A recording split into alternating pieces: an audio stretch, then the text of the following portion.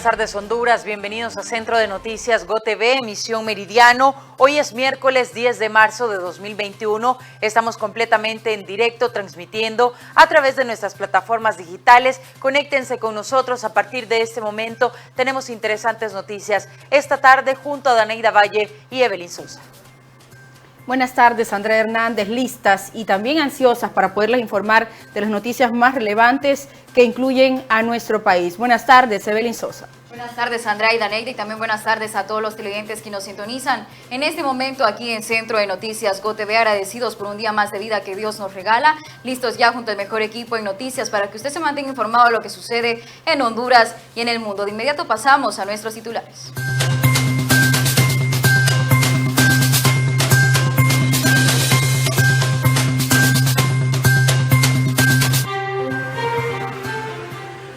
Comienza el tercer día de juicio contra Giovanni Fuentes Ramírez en la Corte del Distrito Sur de Nueva York. Tenemos los detalles. Estados Unidos advierte que no colaborará con el presidente de Honduras por la corrupción. Estos son los titulares de varios medios internacionales.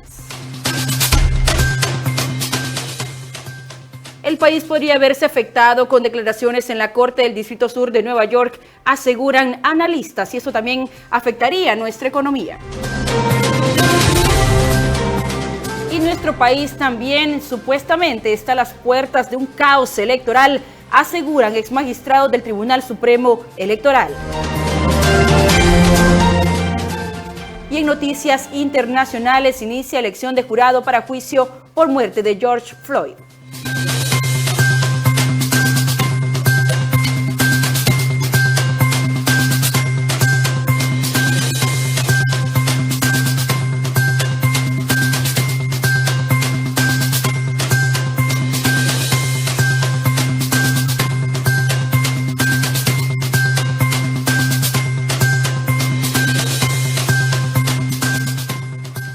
Iniciamos de inmediato dándoles a conocer detalles de lo que ha ocurrido en las últimas horas en el juicio, tercer día de audiencias en la Corte del Distrito Sur de Nueva York en contra de Giovanni Fuentes Ramírez en los Estados Unidos. Vamos a darles a conocer detalles de lo que ha ocurrido en la audiencia de ayer y lo que está ocurriendo en el desarrollo de esta audiencia del día de hoy. En las últimas horas, la segunda audiencia de Giovanni Fuentes Ramírez se ha determinado y se ha llamado prácticamente a presentar medios probatorios. En este caso se ha tomado fotografías del Instagram de Giovanni Fuentes Gutiérrez, quien estaba posteando algunas fotografías de armas con mensajes muy directos a través de esa red social. Él es el hijo de Giovanni Fuentes Ramírez y recordemos que se ha presentado medios probatorios de las nubes de iCloud, de los iPhones de Giovanni Fuentes Ramírez y también de su hijo.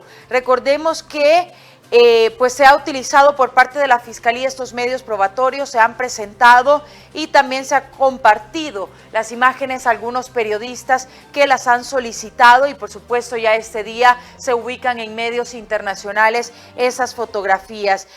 Gutiérrez mostraba su colección de armas y aunque se ha determinado que él vive en el estado de la Florida y no necesitaría armas de grueso calibre. También a través de su cuenta de Instagram posteaba muchas fotografías de fuertes cantidades de dólares en efectivo. Las fotografías presentadas durante el juicio de Giovanni Fuentes Ramírez muestran a su hermano Cristian Fuentes en eventos políticos junto al presidente y una nada más que aparece junto a la pareja presidencial, pero se desconoce el lugar hasta el momento donde fue tomada.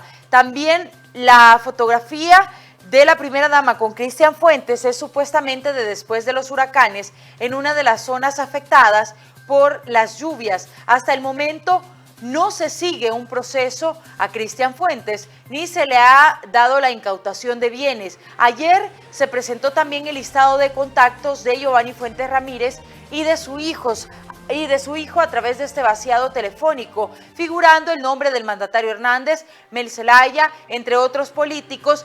Sin embargo, se ha determinado que este hecho de ser contacto no significa que las personas aparecidas en el listado estén vinculadas a posibles delitos. La mayoría son números públicos que, incluyendo nosotros la prensa, tenemos acceso fácilmente a esos contactos. Lo que sí es notable en ese listado es que figuran gran cantidad de contactos de oficiales de la Policía Nacional. Eso es básicamente un resumen de lo ocurrido ayer. Esa audiencia tercera de este día todavía se continúa en desarrollo. Recordemos que se ha presentado este día el primer testigo que inició sus declaraciones ayer. Se trata del agente de la DEA, Brian Fairbanks. El segundo testigo del día sería el narcotraficante Davis Leonel Rivera Maradiaga, quien ya purga prisión en los Estados Unidos, ya declarado narcotraficante. Y el tercero sería otro agente de la DEA, en este caso Greg Morbis. Recordemos que estas audiencias toman todo el día en su desarrollo y vamos a dar lectura de momento a lo que ha ocurrido en esa corte del Distrito Sur de Nueva York. El fiscal, que se denomina AUSA en los Estados Unidos, ha preguntado después de el agente Morbis, en este caso, después de Cuántico, ¿dónde estaba asignado? Él ha respondido que estaba asignado en el condado de Imperial, cerca de San Diego, en Mexicali, Baja California, en México, luego en Venezuela, coordinando con las fuerzas del orden de Colombia, ha dicho. También el agente Morbis ha descrito los botes rápidos que viajaban de Colombia hacia Honduras. Luego pasa a describir algunos remolques de ganado que estarían siendo utilizados para el trasiego de droga por territorio hondureño. En este juicio acaba también de mencionar a Joaquín Loera, el Chapo Guzmán, y también se ha hecho preguntas por parte de la defensa de Giovanni Fuentes Ramírez, en este caso el agente de la DEA, el agente Brian Fairbanks, a quien le han preguntado si se sabe que Fuentes dijo que Juan Orlando Hernández debería ser reemplazado. Y esta pregunta, queremos destacar, ha sido puesta por parte del fiscal general. Se opuso a esa pregunta y se quedó ahí, se detuvo ese proceso judicial ahí y esas declaraciones en esa pregunta. Ahora continúan a través de esa serie de, digamos que interrogantes que se hacen en la Corte del Distrito Sur de Nueva York. El abogado de Fuentes Ramírez le ha preguntado también a este agente Fairbanks de la DEA si sabe a qué se dedica el hijo de Giovanni Fuentes Ramírez en la Florida, en qué trabaja. Y él le ha respondido, creo que dijo que trabajaba en Granite, que es una empresa de distribución de granito, de pisos y de todo lo relacionado a la construcción, y nada más, esa fue la pregunta. También le preguntó a Leonel Rivera Maradiaga, quien está purgando prisión en los Estados Unidos, el fiscal en este caso sí conoce a Giovanni Fuentes Ramírez y cuál era su papel en los cachiros. Así fueron las preguntas del fiscal en este caso, dirigidas a Leonel Rivera Maradiaga, y él ha respondido, voy a dar lectura textual a sus respuestas: líder, señor, con Javier Rivera, mi hermano. Así que él ha dicho que sí, que era líder, según esas declaraciones. Recordemos que hay muchos testigos que están pendientes, también 2 testigos protegidos, para conocer qué pueden decir alrededor de este caso. De momento así avanza esta investigación y Leonel Rivera Maradiaga se le ha consultado también sobre la manera en que trabajaba los cachiros, digamos que para refrescar en este juicio, los asesinatos porque también es un testigo importante en esa audiencia. Y sobre los asesinatos se le preguntó a cuántas personas habría asesinado, él dijo 78 personas, y también la pregunta que destaca aquí es sobre un familiar de Leonel Rivera Maradiaga, a quien le consultaron quién era Metro, quién es Metro, a quién llamaba Metro. Leonel Rivera dijo, se le denominaba así porque andaba con la policía metropolitana. Involucrado en drogas, le dijo el fiscal. Leonel Rivera contestó que sí. Y el fiscal le pregunta, ¿quién dijo que había estado en Miami trabajando con las autoridades de Honduras en materia de drogas? Rivera dijo, Giovanni. Así que involucra entonces Leonel Rivera Maradiaga a Giovanni Fuentes Ramírez en esos delitos. Sin embargo, recordemos que el juez es quien tomará la determinación en su momento de si Giovanni Fuentes Ramírez es culpable o no, porque al inicio Giovanni Fuentes se declaró inocente de los cargos que se le imputan en esa corte. Ahora le preguntaron también sobre en cuánto consiste un cargamento típico de cocaína. Leonel Rivera ha dicho de entre 1.500 hasta 3.000 kilos, y también se le ha consultado si Metro y el acusado habían estado juntos. Él dijo que sí, y también el fiscal le preguntó si portaban armas. Él le dijo que sí, una Glock y 2 rifles pequeños y también un AR-15 estaban en el asiento trasero. Ha sido parte de lo que ha sucedido esta mañana en esa corte del Distrito Sur de Nueva York. Nosotros daremos seguimiento a este caso y por supuesto que ustedes se formarán su propio criterio sobre lo que está ocurriendo. Vamos a seguir también las cuentas de los periodistas que cubren estas audiencias en los Estados Unidos, periodistas acreditados, y también qué pueda pasar en las próximas horas con el resto de declaraciones por parte de los testigos que han sido llamados por la Fiscalía en este caso y también por la defensa de Giovanni Fuentes Ramírez en esa corte del Distrito Sur de Nueva York. Así que nosotros continuamos presentándoles reacciones sobre lo que está ocurriendo en esa corte y este caso que se ha convertido, digamos que, en un caso importante para el país por lo que se ha mencionado en las últimas horas.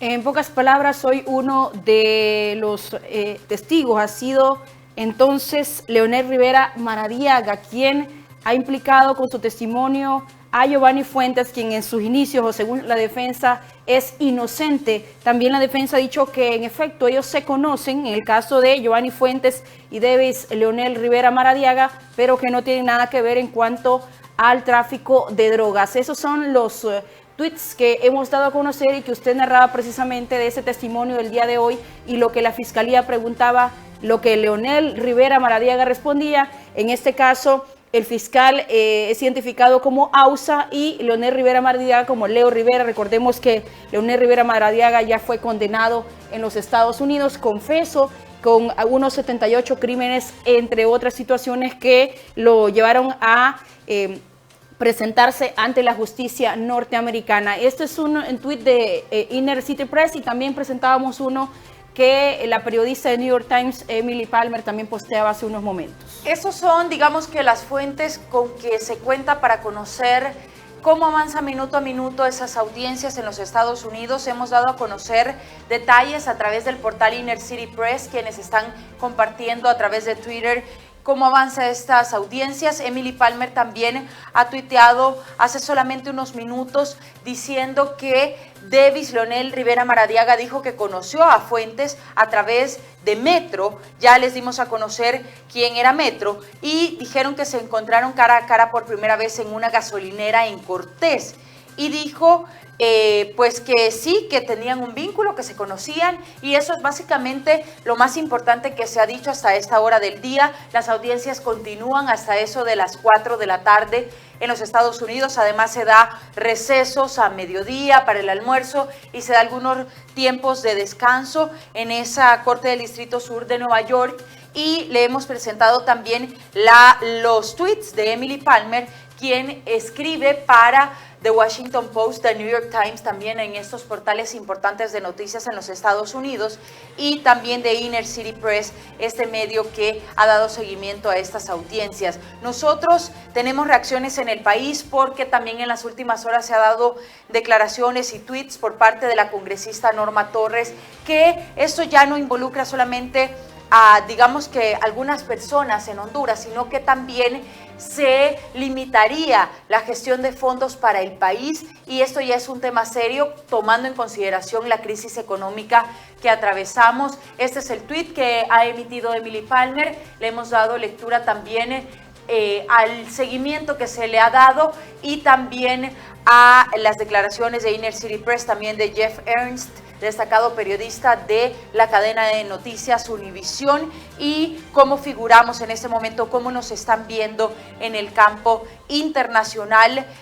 como país, no solamente a personas en específico, sino como país, y la importancia que tendría entonces la resolución de estos casos para que se restablezcan las relaciones, para que continúen esas relaciones, para que continúen las ayudas internacionales, sobre todo porque la gente en este momento los necesitan, y ese es el enfoque que queremos dar este día. Vemos también cómo The New York Times ha titulado estas noticias en los Estados Unidos, y daremos, digamos que toda esta semana, seguimiento a esas audiencias. Falta que se presenten algunos testigos protegidos. Uno de ellos viajó hace solamente una semana, se ha presentado ante la Fiscalía y se ha tomado en consideración, aunque se menciona que lo más importante en cuanto a medios audiovisuales se ha presentado el día de ayer, que fueron las fotografías, y también pues esos medios, digamos que los listados, las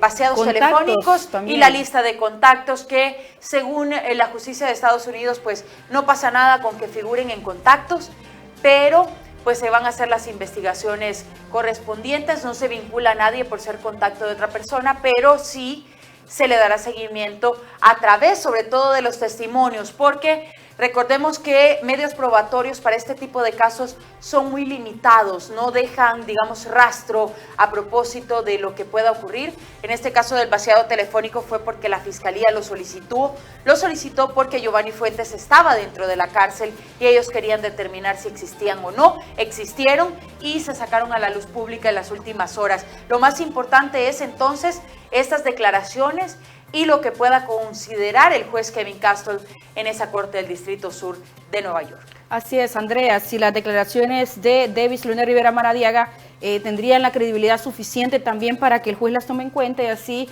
demostrar la culpabilidad que los fiscales argumentan contra este supuesto narcotraficante juzgado en los Estados Unidos, y que Honduras está ahora pendiente el juicio de Giovanni Fuentes Ramírez. Vamos a ver también imágenes de algunas fotografías que el hijo de supuestamente Giovanni Fuentes posteaba a través de Instagram, y son imágenes públicas que también hemos conocido a través de las redes sociales de Jeff Ernst, este periodista que está activo también dando minuto a minuto qué sucede durante el juicio, y precisamente son algunas armas, dinero o también algunos videos que presumía supuestamente el hijo de Giovanni Fuentes Ramírez en sus redes sociales de Instagram, dando a conocer las grandes cantidades de dinero, la manera en cómo él andaba fuertemente armado, incluso en los Estados Unidos y en algunas ciudades en las que no se requiere andar ese tipo de armamento. Entonces, estas serían parte de todas las pruebas que dieron a conocer ayer por parte de los fiscales para poder implicar a Giovanni Fuentes, a su excesivo uso de armas, las grandes cantidades de dinero que obtenía supuestamente producto de la venta de droga en los Estados Unidos. Y básicamente lo que se pretendía por parte de la Fiscalía al presentar esas imágenes, y también recordemos que Jeff Ernst es uno de los periodistas acreditados para dar seguimiento de manera presencial a estas audiencias. Él ha solicitado a la Fiscalía un permiso para poder publicar estas fotografías, y es por esa razón que ahora como medios de comunicación se tienen en Honduras y en el mundo. Estas imágenes fueron tomadas del Instagram, tal como lo menciona Daneida, del hijo de Giovanni Fuentes Ramírez, y lo que se pretendía por parte de la Fiscalía era, digamos, cotejar, comparar las armas que aparecían en estas fotografías y otras armas que ya tenían conocimiento como fiscales, ellos como fiscales. Entonces, digamos que compararlas y determinar si eran las mismas y si realmente pertenecen al hijo de Giovanni Fuentes Ramírez o a él. Y eso es lo que se buscaba por parte de la Fiscalía a través de la presentación de estos medios probatorios. Y ahora, repetimos, compete al juez determinar si esos medios probatorios los considera suficientes como para determinar si Giovanni Fuentes va a ser declarado culpable en esa Corte del Distrito Sur de Nueva York. Recordemos que se está respetando la legítima defensa. Giovanni Fuentes cuenta con un equipo de abogados que son parte de digamos que defensores públicos, como se le llama en Honduras. En los Estados Unidos son abogados que se le otorgan por parte de la Corte, y también han presentado, digamos que, buenos argumentos para la defensa de Giovanni Fuentes en los Estados Unidos. Se ha visto la eficacia de ellos para hacer preguntas importantes, en este caso a Davis Leonel Rivera Maradiaga y también a los agentes de la DEA que se han presentado, han hecho buenas preguntas. Les invitamos a, digamos que, informarse minuto a minuto a través de esos portales que están ellos, los periodistas, de manera presencial en esas audiencias y forjarse su propio criterio sobre lo que ocurre en esa Corte del Distrito Sur de Nueva York. Nosotros también vamos a presentarles la imagen del tuit que ha emitido Norma Torres este día. Bueno, en las últimas horas, fue ayer, declaraciones. Ya muy tarde, fueron fuertes declaraciones y bueno, de hecho yo cuando tuve oportunidad de leerlo, creí que era una cuenta falsa porque fueron muy fuertes los mensajes que envió y luego ya lo cotejamos que sí era la cuenta verificada de Norma Torres. Les recordamos que esto fue subido ayer a eso de las 5 de la tarde, 5:30 de la tarde, y vamos a leer textual lo que ha dicho Norma Torres. Ha enviado un mensaje al presidente de Honduras diciendo: guarde su cocaína y sus mentiras sobre la lucha contra la corrupción, en la que revuela por alguien lo suficientemente tonto como para creerles. Ha dicho: esa es la razón por la que reduje la asistencia y el equipamiento militar para el Estado del narco hondureño, ha dicho, y su jefe del cártel durante 2 años seguidos. Eso es lo que ha dicho Norma Torres, y este día hemos consultado a expertos sobre si podría afectar esta serie de tweets de la congresista Norma Torres a Honduras ahora en términos de cooperación, en términos de ayuda humanitaria, incluso luego de las catástrofes que nos ha tocado vivir como país. Ese es el tema del día en Centro de Noticias GOTV. ¿Qué repercusiones pueden tener esas audiencias que se desarrollan en los Estados Unidos con la ayuda que pueda llegar a nuestro país? Daneida, y por supuesto que tenemos reacciones, incluso en Al Grano estábamos con el abogado Oliver Erazo ayer, y al momento en que Norma Torres emitió ese fuerte tuit y ese fuerte comentario, yo le dirigí la pregunta: ¿qué debe pasar entonces ahora que estas congresistas y que los fiscales están haciendo este tipo de comentarios en esas audiencias en los Estados Unidos? Y en el caso de Norma Torres, luego de haber finalizado esa audiencia y de conocer la información que se ventiló en ese momento. Así que vamos a escuchar a Oliver Erazo, quien ha vertido su opinión como experto en términos legales en Honduras. Escuchemos a continuación. Hablan de que en la lista de contactos aparecen otros, aparecen rojitos, aparecen azulitos, aparecen negros con rojo, amarillo con rojo. Es una miscelánea de contactos. Podría ser que el hombre a quien le quitaron ese teléfono, no sé si es dijo el encausado principal, haya sido muy sociable y tenía muchos amigos, ¿me entiendes? No necesariamente porque aparezca una lista de contactos es que son realmente narcotraficantes, ¿me entiendes? Pero hay que poner las barbas en remojo. La población hondureña ha escuchado durante años voces de pasillo, voces de café, y muchas de esas voces ahora están siendo enjuiciados en Estados Unidos de Norteamérica. Entonces hay que tener serenidad, hay que ser pragmático y sumamente fríos al momento de analizar esta situación. ¿Por qué? Porque se podría desbordar en una cuestión negativa para el Estado de Honduras y para toda la hondureñidad. Vamos a seguir analizando ese tema y escuchamos declaraciones de Oliver Erazo.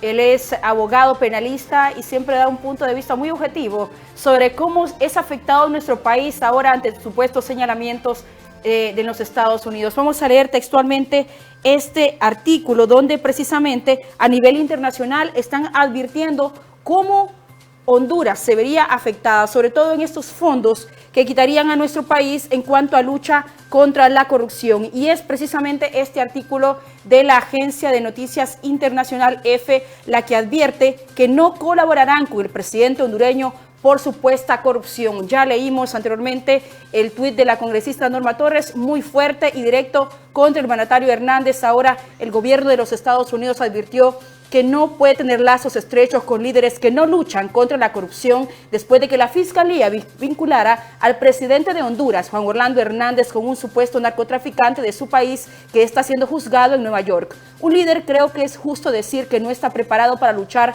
contra la corrupción, no está en una posición de disfrutar de una colaboración estrecha con Estados Unidos, dijo en su rueda de prensa diaria el portavoz del Departamento de Estado, Ned Price, en respuesta a una pregunta sobre las implicaciones de las acusaciones contra Hernández. Así que el gobierno de Biden es claro a través de sus diferentes voceros o representantes que no colaborarán con el Estado hondureño mientras no mejoremos en la lucha contra la corrupción y el narcotráfico.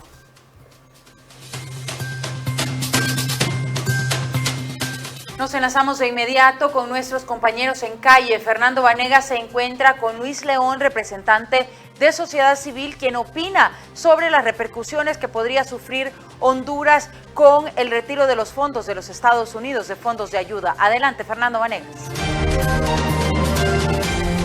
Muchas gracias, compañeros. En estudios principales televidentes a nivel nacional, Luis León me acompaña.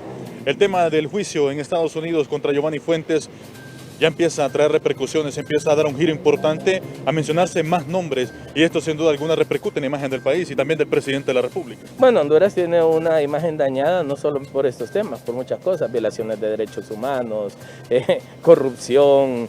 Yo creo que Honduras no es un país que le están dañando su imagen, la imagen del país está por los suelos internacionalmente. Lo que está pasando en Estados Unidos es parte de un proceso que Estados Unidos desarrolla en términos de la lucha contra el narcotráfico que afecta tanto a su país. Yo creo que al final del camino lo que esté pasando en los juzgados es el resultado de. Yo creo que ahora lo que hay que esperar son las resoluciones por parte de cada uno de los juicios para saber qué es lo que procede. Lo que es un hecho indiscutible es que Honduras se va a ver afectada por estas declaraciones, porque al final del camino Honduras, aunque ha tratado de hacer una lucha contra el narcotráfico, no ha logrado generar tampoco en las autoridades estadounidenses un respeto hacia eso. Yo creo que los señalamientos que se han dado de empresarios, de políticos, solamente denotan lo que en Honduras pasa. El crimen organizado se ha incorporado, se ha coartado y ha impregnado las instituciones del Estado, y eso está pasando una factura hoy mismo.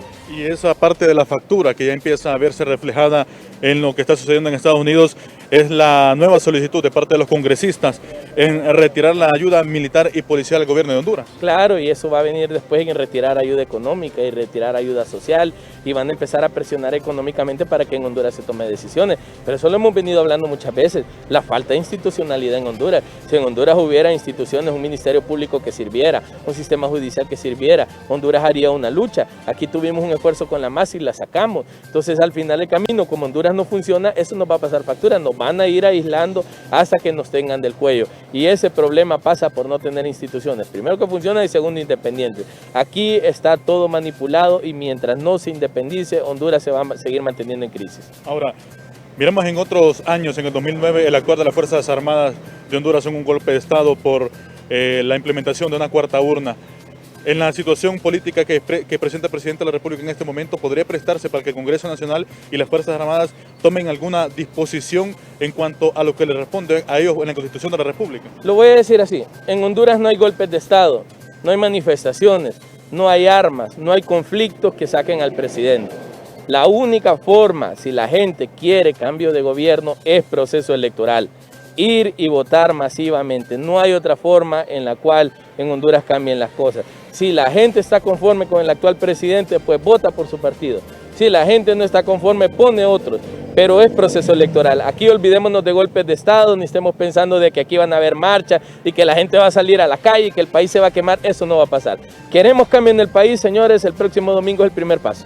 Muchísimas gracias. Luis León, del Instituto Holandés para la Democracia en nuestro país, ampliándonos sobre las repercusiones que ya está trayendo este juicio y lo que podría representar en los próximos días y en los próximos meses las acciones por parte de los congresistas de Estados Unidos, y el momento para cambiar la historia está en las manos de los hondureños que dan inicio este próximo domingo. Este contacto a esta hora, nosotros regresamos con ustedes, compañeros, a los estudios.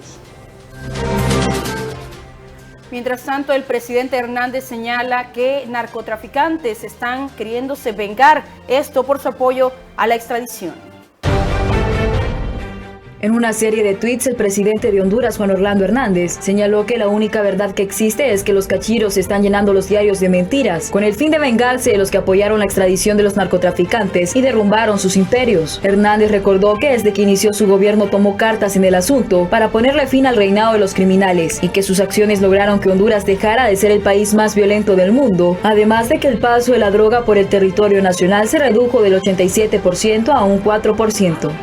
En el caso de nuestro gobierno, tomamos decisiones que nadie quiso tomar antes, porque de por medio estaba arriesgar la vida, arriesgarlo todo. Desde una reforma constitucional para permitir la extradición de criminales hondureños relacionados con narcotráfico, crimen organizado, terrorismo, pasando por una depuración policial que fue, en efecto, una limpieza de la institución. Hernández dijo una vez más, nadie que estuviera vinculado al narcotráfico hubiese apoyado la extradición de los criminales como él lo hizo cuando fue presidente del Congreso Nacional. Ninguna de estas medidas hubieran sido impulsadas o aprobadas por una persona que estuviera intimidada o relacionada con el mundo del narcotráfico o la criminalidad organizada. El presidente Hernández también señaló que si la justicia estadounidense premia a los grupos criminales creyéndole sus mentiras, esto representaría el colapso para Honduras y mataría la cooperación internacional. Continuamos haciendo más contacto con nuestros compañeros. Roberto Molina se ha trasladado y se encuentra con Rodulio Perdomo, quien forma parte del Foro Social de la Deuda Externa de Honduras, FOSDE. Ha dicho que el 2021 podría ser peor que el 2020 en temas económicos. Escuchemos sus reacciones. Adelante, Roberto Molina.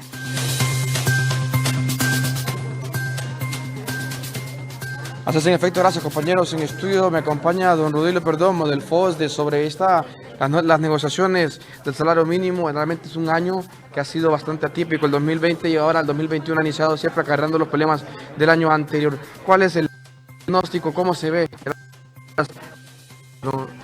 Mire, nosotros pensamos que 2021 será no tan diferente del 2020 y básicamente debido a que no se está exportando lo suficiente, no se está generando la inversión que moviliza la población trabajadora, y razón por la cual vamos a seguir teniendo grandes excedentes estructurales de desempleo que tiene que buscar el joven que está empleado, tiene que buscar espacio económico en los países vecinos, llámese Estados Unidos, México, España, Panamá.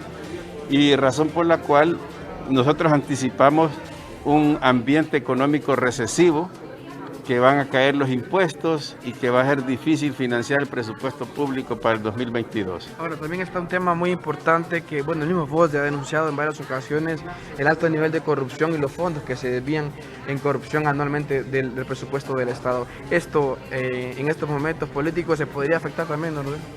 Mire, el país tiene que pasar de un alto nivel de corrupción vinculado a un sistema público muy irregular a construir un sistema político verdaderamente que combate la corrupción utilizando los tres poderes del Estado. Hemos dejado la corrupción.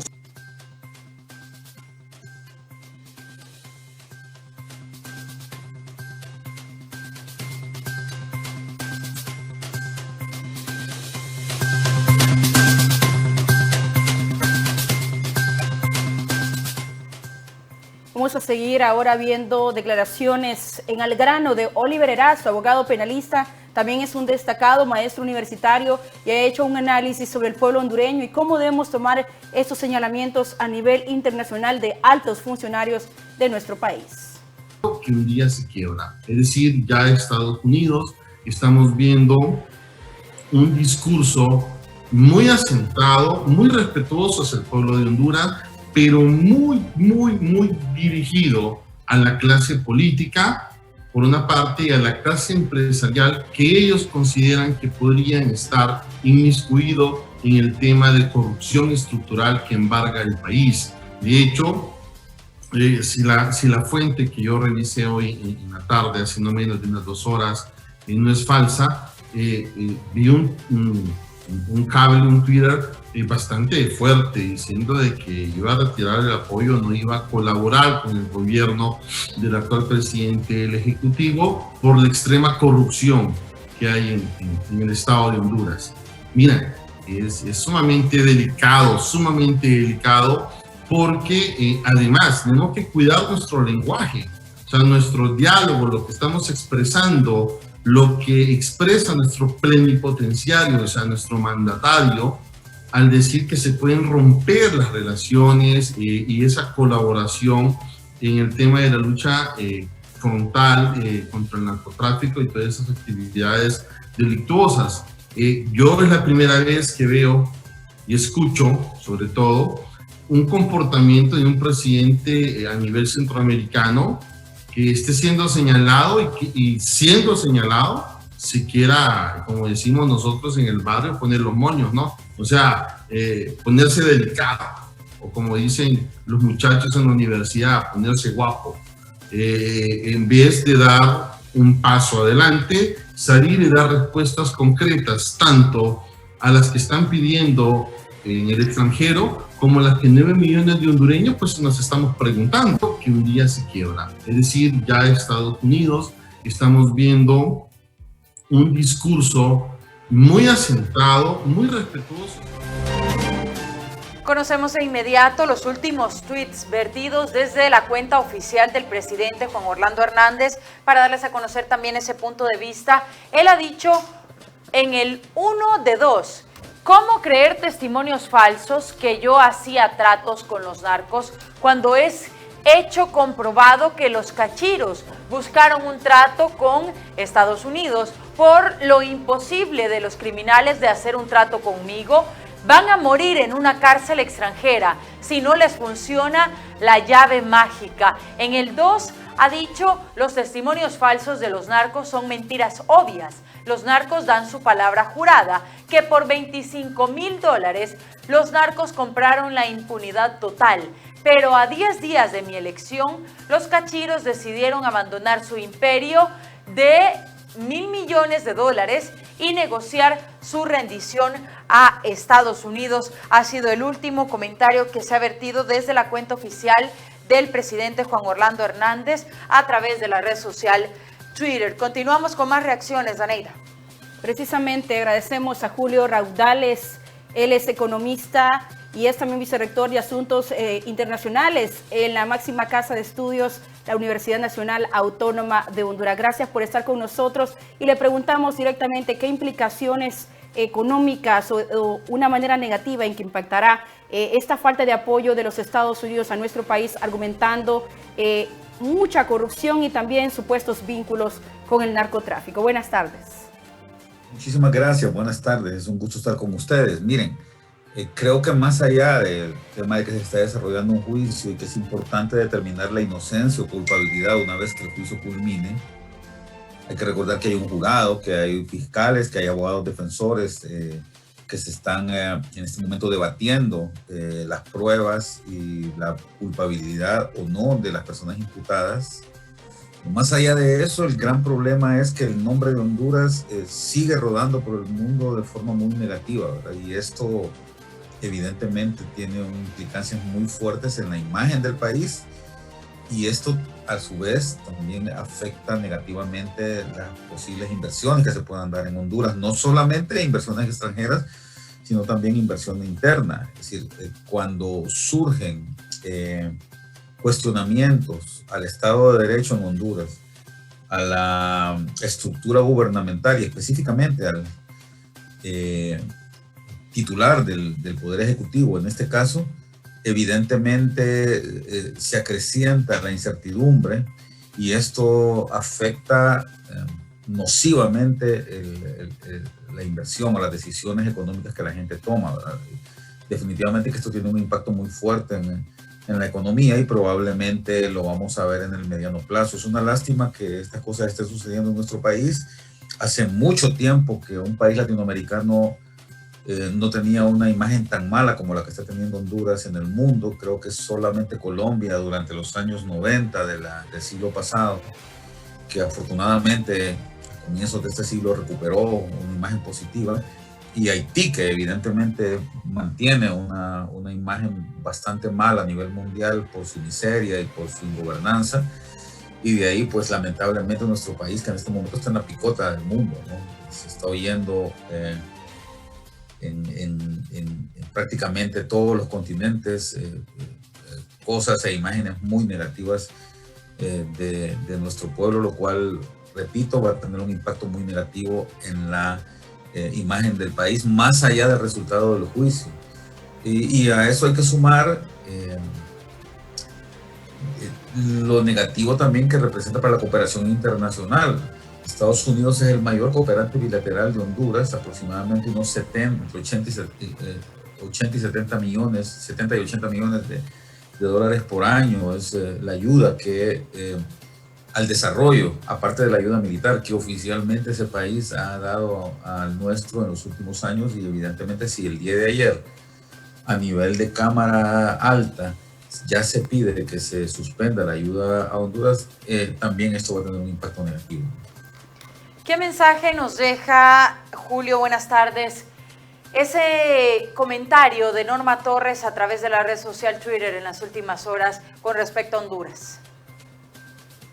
Sí, como le digo, la senadora Torres, que es de origen guatemalteco, ha estado muy pendiente de lo que pasa en nuestro país, específicamente de las acciones y los juicios que se están llevando a cabo para gente muy cercana a las autoridades hondureñas, específicamente el presidente.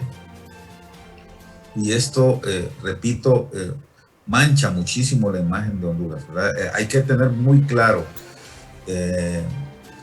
la imagen del país está muy ligada a lo que las autoridades, que son quienes representan a ese país, quienes para prácticamente la mayoría de las acciones representan legalmente a Honduras, tiene un impacto muy fuerte en la economía. Y estas menciones que ha hecho la senadora Torres, personeros del Departamento de Estado y algunos otros funcionarios de aquel país, que hay que recordar que es la economía con la que mayor relación tenemos nosotros en el mundo, ¿verdad? Es decir, la mayor cantidad de exportaciones e importaciones, es decir, nuestro comercio internacional está fuertemente atado a lo que pase en los Estados Unidos de América. Repito, Estados Unidos es el mayor cooperante bilateral de Honduras también. Y las relaciones de inversión privada extranjera que vienen acá a Honduras también son bastante fuertes. Así es que evidentemente esto va a tener un impacto muy negativo para Honduras, ¿no?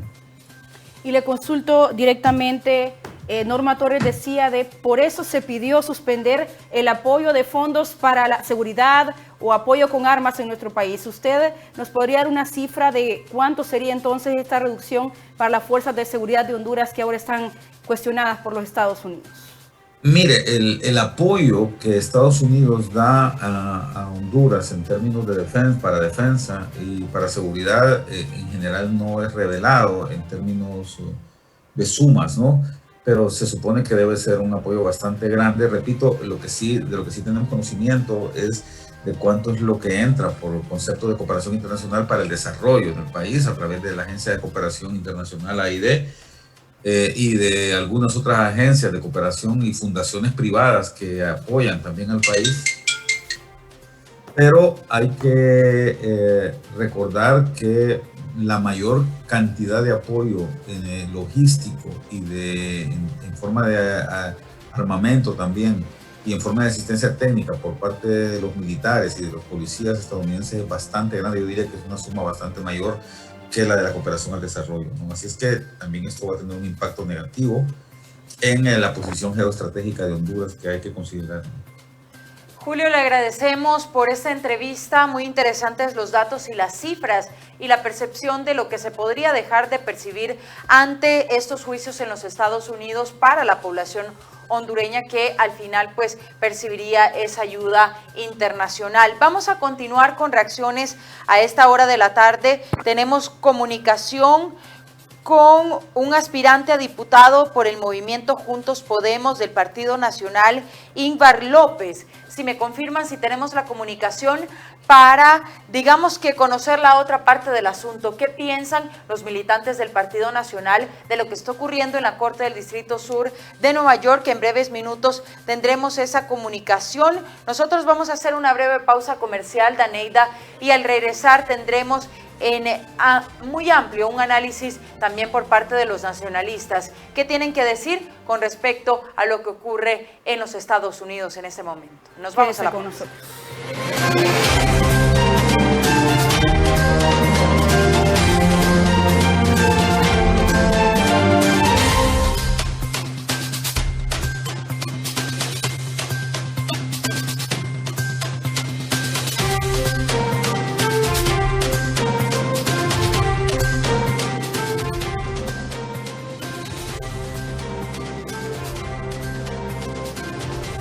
Muchas gracias, compañeros. En estudios principales televidentes a nivel nacional, Luis León me acompaña.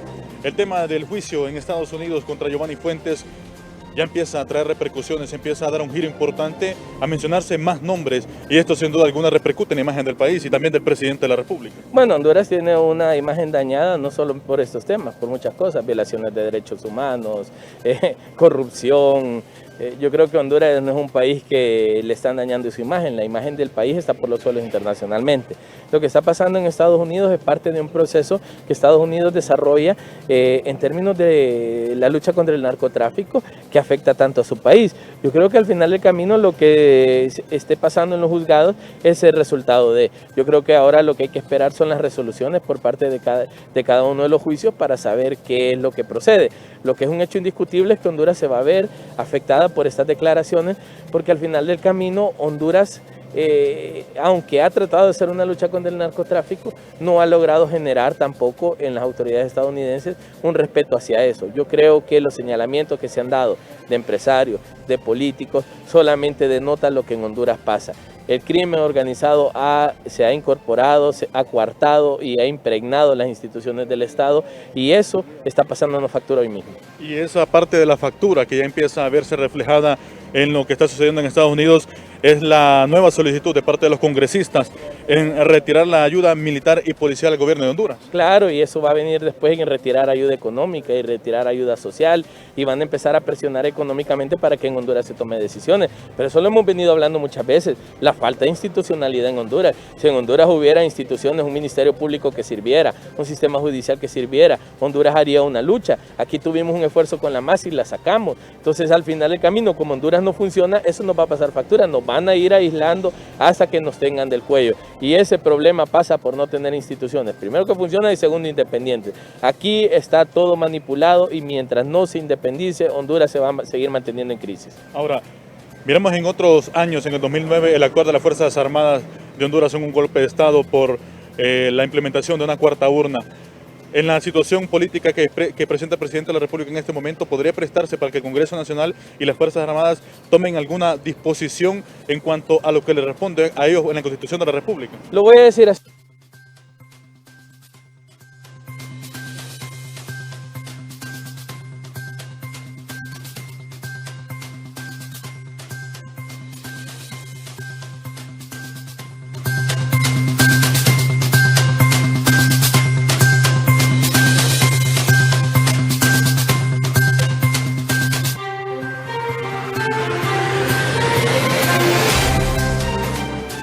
Ahora le damos muy buenas noticias, ponga usted mucha atención.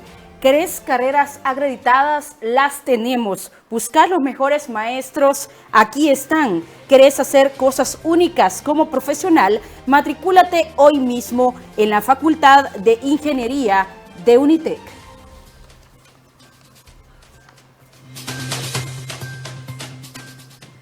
Continuamos con declaraciones y opiniones sobre el juicio que se desarrolla en la Corte del Distrito Sur de Nueva York contra Giovanni Fuentes Ramírez en la actualidad y durante todos estos días. Vamos a enlazarnos vía teléfono con Ingvar López, aspirante a diputado por el movimiento Juntos Podemos. ¿Qué opinión le merece estas audiencias y también las últimas declaraciones de la Fiscalía en los alegatos iniciales, en donde se estaría mencionando al presidente Juan Orlando Hernández. Buenas tardes.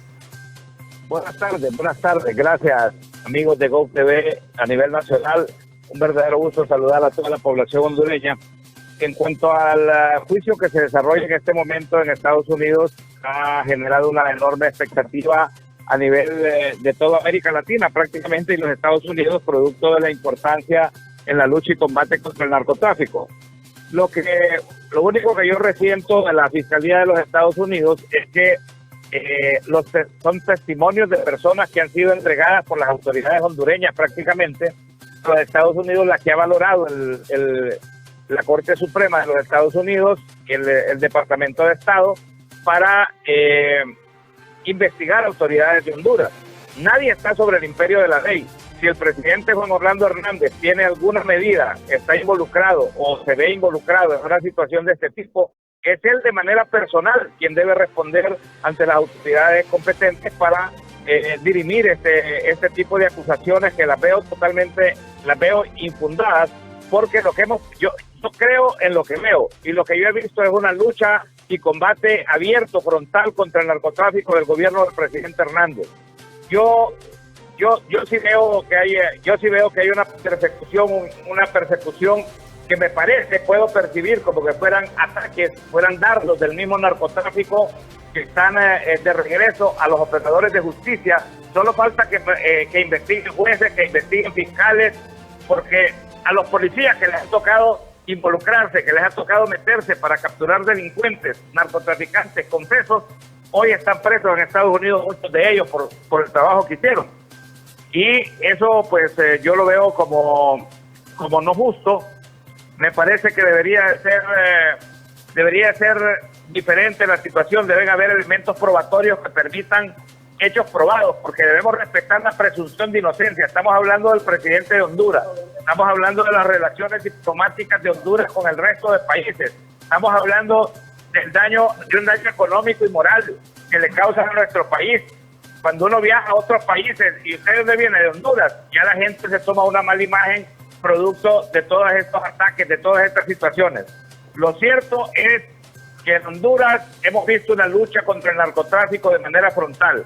Ahora, si estas personas que están allá declarando en los Estados Unidos tienen suficientes medios de prueba, pues que se sigan los trámites, los procesos legales. Yo quisiera que el gobierno de los Estados Unidos continuara en esa lucha frontal contra el narcotráfico, porque Honduras es un país que necesita librarse de esta cadena, pero también quisiera pedirles que nos ayuden a fortalecer la institucionalidad, que nos ayuden a fortalecer al Ministerio Público, a la Corte Suprema de Justicia, porque no es justo que estemos extraditando gente y no fortalezcamos las instituciones, que no respetemos la soberanía, que sigamos exportando más hondureños para los Estados Unidos, y ese tratado de extradición, ustedes, no sé si el pueblo hondureño está informado, que las cosas, los dineros que se decomisan producto del narcotráfico, se van también para los Estados Unidos, no se quedan en Honduras, no van al Banco Central. Este es parte de los convenios, del convenio de extradición. Si le quitaron a una banda, a un narcotraficante, $100 millones o $100 millones no se quedan circulando en Honduras, se van para los Estados Unidos. Entonces yo lo veo también como injusticia. Yo creo que para que estos hechos sean de beneficio del pueblo hondureño, que podamos ver la lucha frontal, pero también el apoyo de los Estados Unidos, yo quisiera que nos ayudaran a fortalecer al Ministerio Público y a la Corte Suprema de Justicia. ¿De qué manera trabajarán ustedes para recuperar la confianza de, por ejemplo, en este caso Norma Torres, que ha dicho que ya no enviarán ayuda a Honduras para términos de seguridad? ¿De qué manera se trabajará en ustedes como candidatos para mejorar esa percepción a nivel internacional? Bueno, yo creo que es una responsabilidad de todos los hondureños, y como precandidato estoy en la obligación de entregar lo mejor de mi persona como ser humano, como profesional, legislar para que Honduras vuelva a recuperar la credibilidad internacional, para que los hondureños nos podamos sentir satisfechos de la patria que nos dio nacer, satisfechos de este terruño, de este doble país. Aquí tenemos un enorme potencial en nuestro país. pero debemos hacer que todos los hondureños nos sintamos orgullosos del mismo. No es hablando mal de nuestro país, no es haciendo malas acciones. Yo creo que los diputados han dejado estos últimos periodos, el Congreso Nacional ha dejado un mal sabor. Muchos de los diputados se dedicaron a otras cosas, a otras actividades.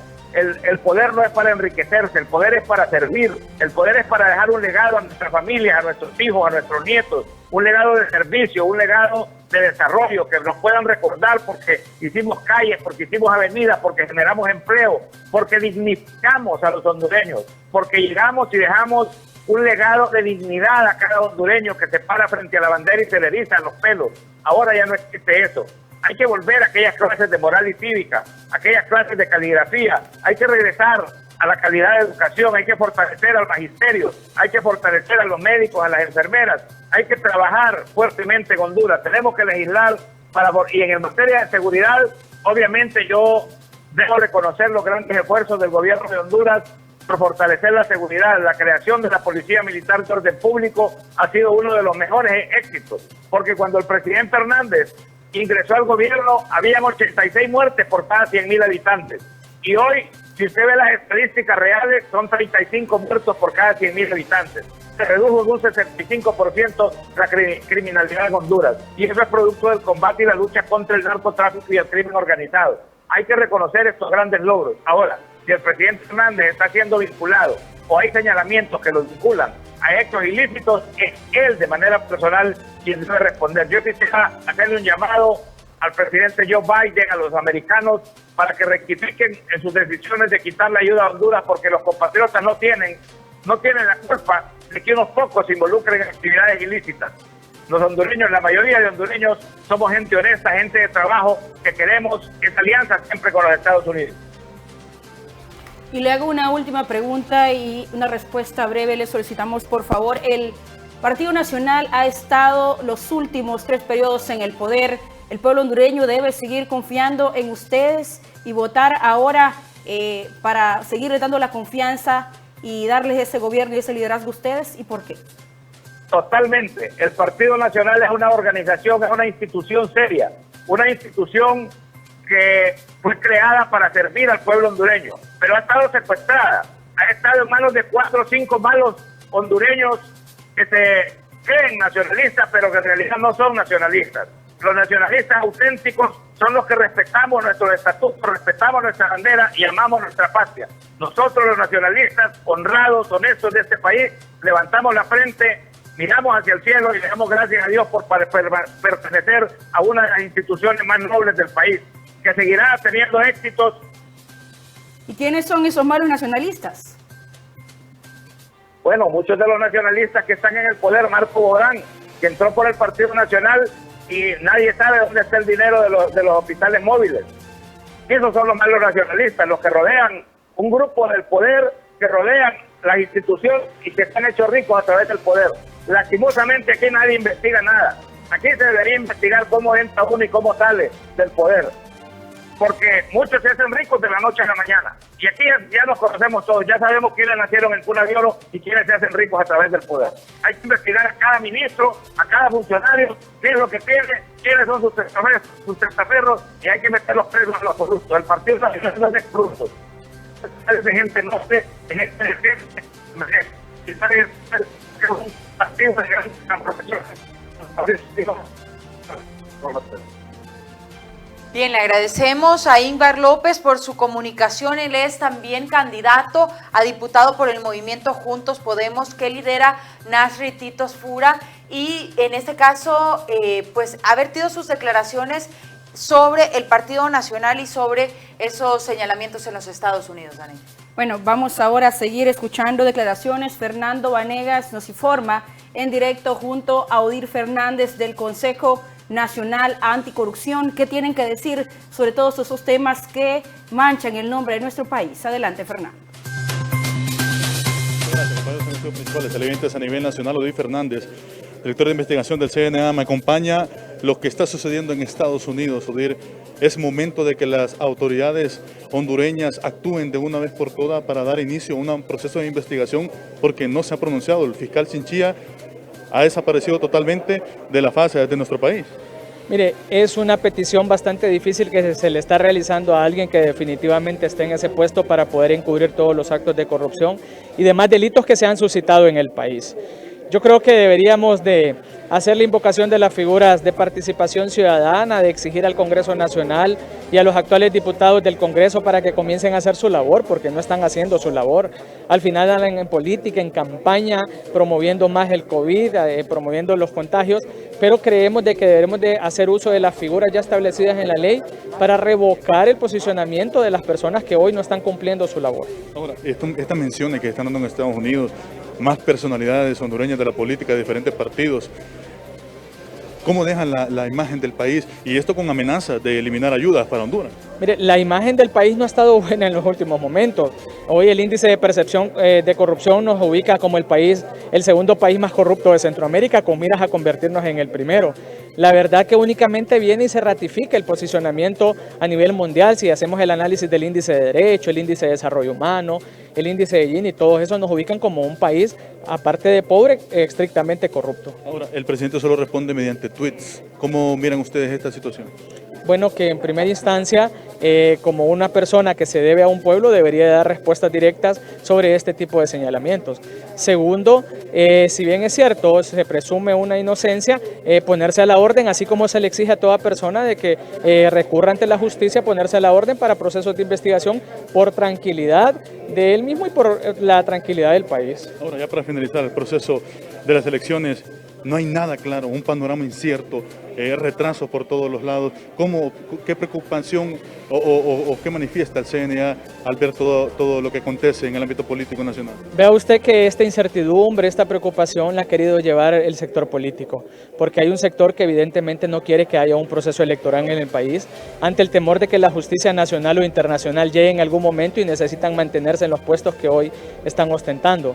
Al final de cuentas, las elecciones deben de realizarse, no son negociables, es un proceso electoral el que Honduras debe de seleccionar a las mejores personas, a los hombres y mujeres que deberán asumir los cargos para el siguiente año, pero más bien seguir, exhortar y obligar a que las elecciones se lleven a cabo, no solamente las internas, sino que las generales del mes de noviembre. Con esto finalizo.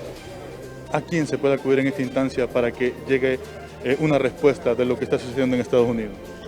Bueno, en primera instancia, el Ministerio Público, que es el ente persecutor por naturaleza y tal como lo establece la Constitución.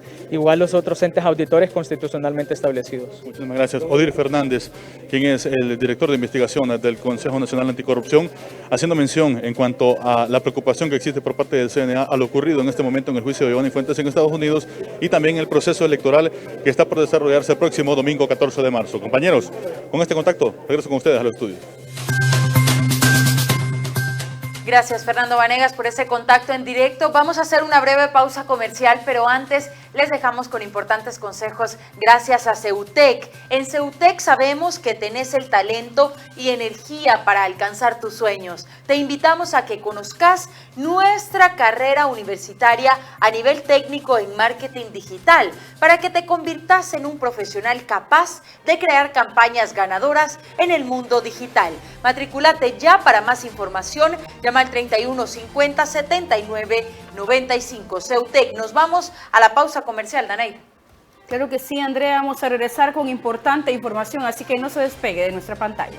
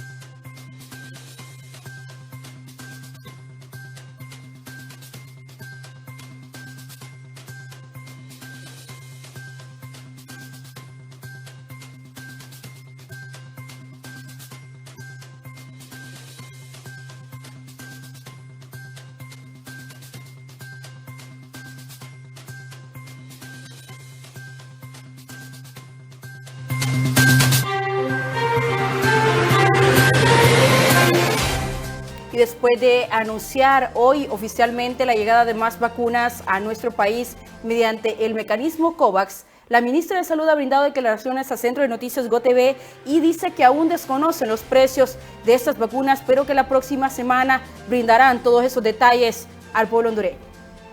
Ministra, ya, súper rápido, a un año de la pandemia, ministra. Ministra, a un año de la pandemia. Tigre, no me toque, no le estoy pagando respeto. Ministra, solo brevemente, a un año de la pandemia, solo breve. ¿Cuántos medios son? No. Solo somos tres nada más. Una pregunta. Ok, ministra, sobre el costo de la vacuna al final, existen muchas dudas sobre las dos vacunas que están comprando. Bueno, yo creo que la población va a tener acceso a esa información cuando ya esté publicado el contrato. De todas maneras, incluso pueden buscarlo en las páginas web y ahí lo van a tener. Ahora, a un año de la pandemia, ministra, el manejo de la misma, ¿cómo decirle a la población? Bueno, nosotros hemos hecho todas las estrategias, hemos contratado recursos humanos, hemos ampliado salas en los hospitales, hemos creado los centros de triaje, hemos creado los centros de contención, tenemos 4.000 personas desplazadas haciendo captación temprana, hemos tenido el medicamento a tiempo. Aquí el tema es el compromiso de la población y ahí es donde hay que hacer. Bueno, un poco renuente se mostró la ministra Alba Consuelo Flores para dar declaración a los medios de comunicación. Por otra parte, el presidente del COEP, Juan Carlos Icafi, comenta que el precio de la vacuna en Honduras es lo menos comparado con lo que perdió por la pandemia. Bueno, enhorabuena que se firmó el contrato. Miren, yo quiero ser bien enfático con esto. El precio de la vacuna hoy es irrelevante. ¿Por qué es irrelevante? Porque lo estamos comparando con la precompra que hizo el Seguro Social, con el aval del COEP, y se hizo en noviembre. Las negociaciones empezaron en agosto del año pasado. No había sido ni aprobada, no había salido al mercado. Entonces, el precio para mí no es lo importante y relevante, sino que tengamos acceso a la vacuna. ¿Cuánto? Para darle un ejemplo. Son 10, usted me estaba hablando de 9, 10 millones de 9 o 10 dólares la dosis. Por 4.2 millones está hablando de 42 millones de dólares. ¿Sabe cuánto perdió la economía el año pasado? Más de 6.000 a 7.000 millones de dólares.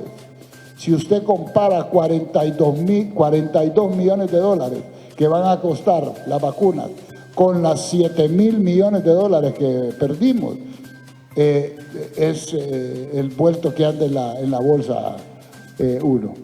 Entonces, yo sí creo de que nosotros tenemos que conseguir más vacunas. Como ya lo hemos dicho, estamos como COEP dispuestos a adquirir la vacuna a las casas farmacéuticas para ponerla gratuitamente. Y ahora vamos a escuchar declaraciones de Edwin Canales. Él es del sindicato del Hospital San Felipe, uno de los que ya recibió vacuna, y le da un mensaje al pueblo hondureño. No debemos temer al ser vacunados, debido a que muchos están pensando no vacunarse por tantas noticias falsas que circulan en las redes sociales. Que ya el sábado están las vacunas en Tegucigalpa, pues a partir del lunes, todo el mundo, los 14.000 trabajadores del sistema de salud, tienen que estar listos para vacunarse. No hay que negarse a la vacuna porque ese es el sistema de inmunizar a todo el sistema de salud para poder, hacerle frente a la pandemia que hoy está matando a muchos hondureños. Hay algunos que tienen miedo o que tienen temor de la vacuna, pero yo les digo, no tengan miedo. Hay que inmunizarse porque así se protege uno de esta enfermedad que hoy está matando a los hondureños. Y realmente esta es una gran oportunidad que nos da Dios para poder, proteger nuestra vida. Una seguridad de poder seguir atendiendo a los pacientes diariamente, que se atiende en todas las áreas de los hospitales públicos y centros de salud y CLIPRE, y de esa manera entonces vamos a seguir cuidando la vida. No quiere decir que usted se vacuna y va a dejar de usar la mascarilla o va a dejar, de seguir las medidas de bioseguridad. Hay que continuar con las medidas de bioseguridad para poder seguir protegiendo la vida. Bueno, y por otra parte, Luis Pacheco, quien es parte del sindicato del Instituto Hondureño de Seguridad Social, él expresa que a ver si el Estado comparte las vacunas contra el COVID-19 con el Instituto Hondureño de Seguridad Social. Nosotros lo que miramos con las primeras dosis que donó el gobierno de Israel, que se dio una parte mínima al Seguro Social. Ahora, con estas que acaba de anunciar ahora en la mañana, que llegan el sábado, esperamos que suceda lo mismo, que se le apliquen a los trabajadores del Seguro Social los que están en primera línea. Y cuando lleguen las del Seguro Social, nosotros pensamos que deben ser aplicados a los derechohabientes del Seguro Social, que son con el dinero que se adquirió. Estas que ha recibido el gobierno han sido donaciones, las de Israel fue donaciones. Este mecanismo COVAX también es un mecanismo que le permite al gobierno adquirirla con fondos del gobierno. En cambio, las que adquirió el Seguro Social, el gobierno no ha puesto dinero. Entonces nosotros esperamos que cuando lleguen las del Seguro Social se apliquen prioritariamente a los afiliados al Seguro Social. ¿Cómo estaba ya impactado? Como estaba ya planificado. Eso no significa que si el gobierno necesita para personas que están en situación vulnerable, se puede hacer un convenio. Pero nosotros creemos que la prioridad debe ser los afiliados al Seguro Social. José Orellana, representante de los enfermeros, dice que unos 7,000 enfermeros están listos para ser vacunados. Nosotros estamos contentos porque se adelantó la entrega de la vacuna por medio COVAX. Estamos hablando que 48,000 dosis se nos ha confirmado que llegan el día sábado en horas del mediodía al país.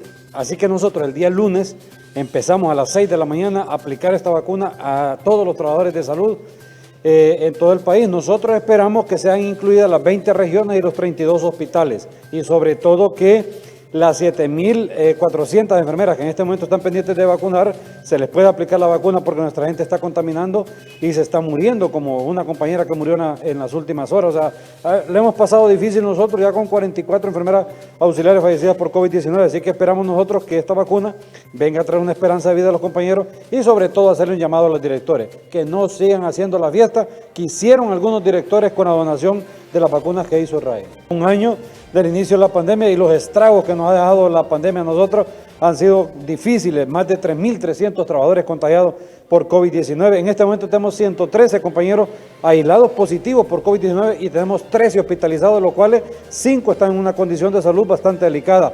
Pero nosotros en este tema de la vacuna nos reportamos listos para aplicarnos la vacuna y también para aplicársela al resto de trabajadores del sector salud. De igual forma, estamos contentos porque el día de ayer se formalizó el contrato con los rusos sobre los 4.2 millones de vacunas del Sputnik y esto va a venir también a traer una esperanza de vida a los pacientes que tienen patologías de base y que por esas patologías de base su sistema inmunológico está comprometido. Si les da COVID-19 son propensos a fallecer y uno más de la estadística. Así que nosotros también estamos listos para aplicar las vacunas al pueblo hondureño sin importar que sea fin de semana, que sea día feriado, nosotros 24/7 para el paciente. Bueno, y el presidente del Sindicato de Trabajadores de la Medicina, Miguel Mejía, expresa que los médicos presentan propuestas al gobierno, pero el manejo de vacunación contra el COVID-19.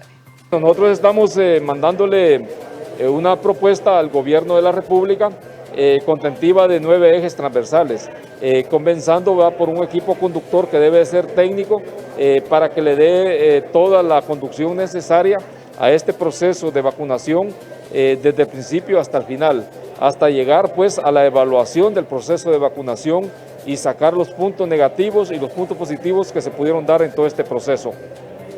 También tenemos la conformación de un plan estratégico, porque para nadie es desconocido que este gobierno, a través de las autoridades sanitarias, no tienen un plan estratégico, no tienen un rumbo definido para dónde conducir esta pandemia de COVID-19. Y que eso estamos proponiendo nosotros, que se elabore de inmediato un plan estratégico que nosotros lo estamos proponiendo. Estamos proponiendo también la conformación de valores que debe de haber en todo este proceso, que se han perdido envueltos en toda esta vorágine de corrupción e impunidad que se ha dado en el marco de la pandemia, y nosotros estamos proponiendo que haya honradez, que haya principios de honradez, de veeduría social, que nosotros estamos proponiendo esa veeduría social a través de organismos de alta credibilidad como el CNA, como el FOSDE, como los colegios profesionales que integran el mismo sistema sanitario del país y otros organismos de alta credibilidad que se podrían integrar a esta veeduría. Mientras tanto, Carlos Cano, él es titular de la Asociación de Municipios de Honduras, está advirtiendo que muchos triajes a nivel nacional podrían cerrar, esto por falta de la transferencia en esos fondos municipales. Ese es un tema que realmente preocupa no solo a los alcaldes, a las alcaldesas, sino que a la ciudadanía, ya que nosotros ya no tenemos capacidad, valga el juego de palabras, de sostener estos triajes. Hay que hacer notar que no nos han pagado octubre, noviembre, diciembre, enero, febrero de la transferencia ordinaria y también que no se ha hecho la transferencia de Fuerza Honduras, que es tan importante. Yo siempre voy a estar diciendo esto. Yo creo que es o se debe de parar cualquier proyecto de infraestructura, no porque este sea o no sea importante, sino porque se le debe de dar prioridad a la vida, ¿verdad?, de los ciudadanos. Entonces yo creo que dinero no hay en las arcas, ¿verdad?, del Estado, pero si no hay en las arcas del Estado, menos va a haber en las arcas municipales, ya que el 90% de municipalidades sobrevivimos con estas transferencias. ¿Y ese 90% estaría? Bueno, y con esta información nos vamos a una breve pausa comercial, pero ya regresamos con más aquí en Centro de Noticias GOTV.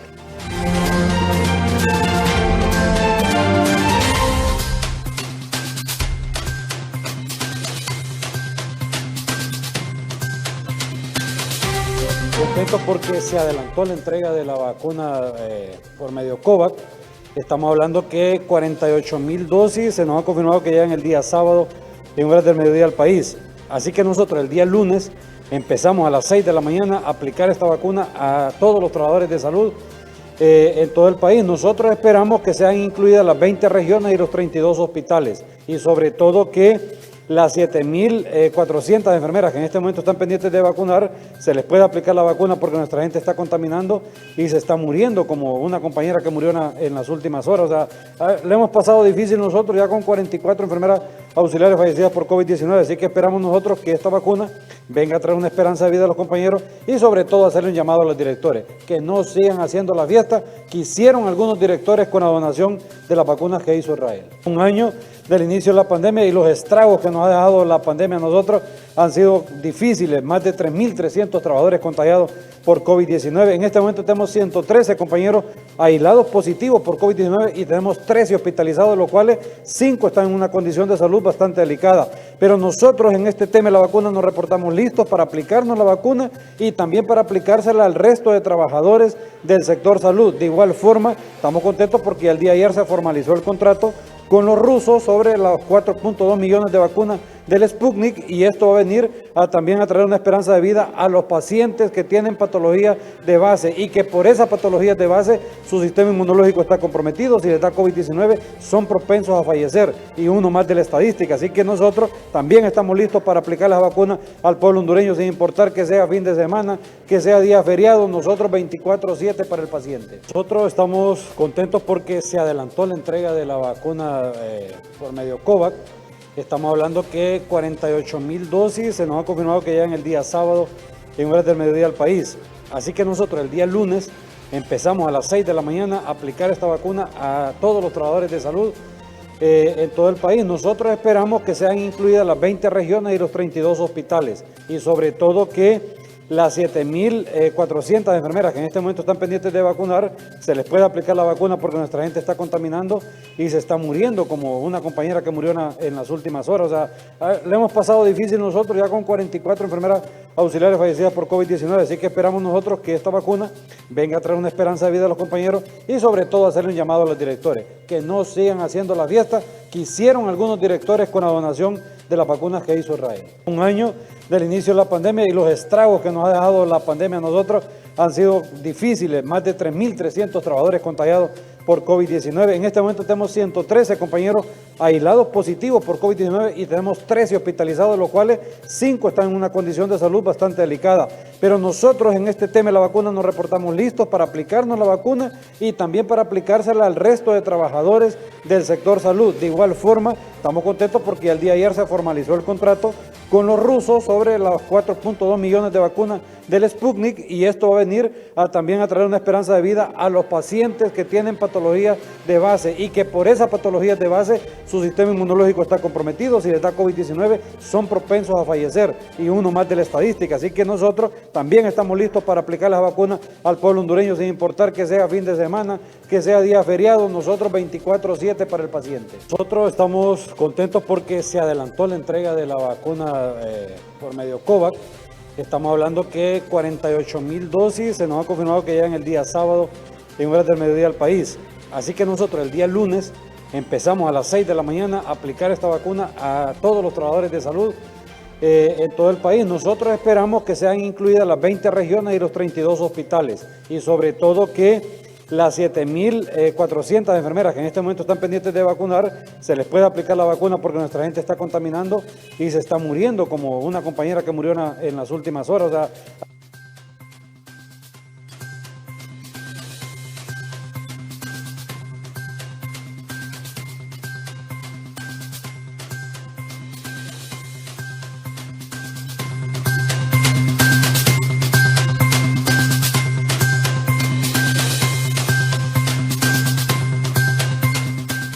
y ahora les doy muy excelentes noticias con Loto Super Premio y la jugada doble. Jugá para hacer lo que siempre quisiste. Por 20 lempiras participa para ganar los 16 millones de la jugada doble y por tan solo 10 lempiras participa en el Loto Super Premio que está en 8 millones. Loto Super Premio, vive tus sueños.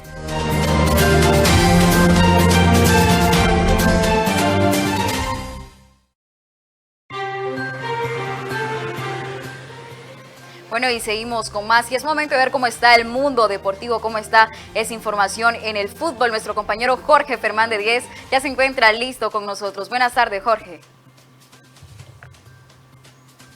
Muy buenas tardes, Tegel Sosa, qué gusto saludarte a esta hora del mediodía. Como siempre es un placer poder informarles de lo que está ocurriendo, de lo que ocurrirá, por supuesto, en el mundo deportivo en esta tarde de miércoles, porque hay mucha actividad.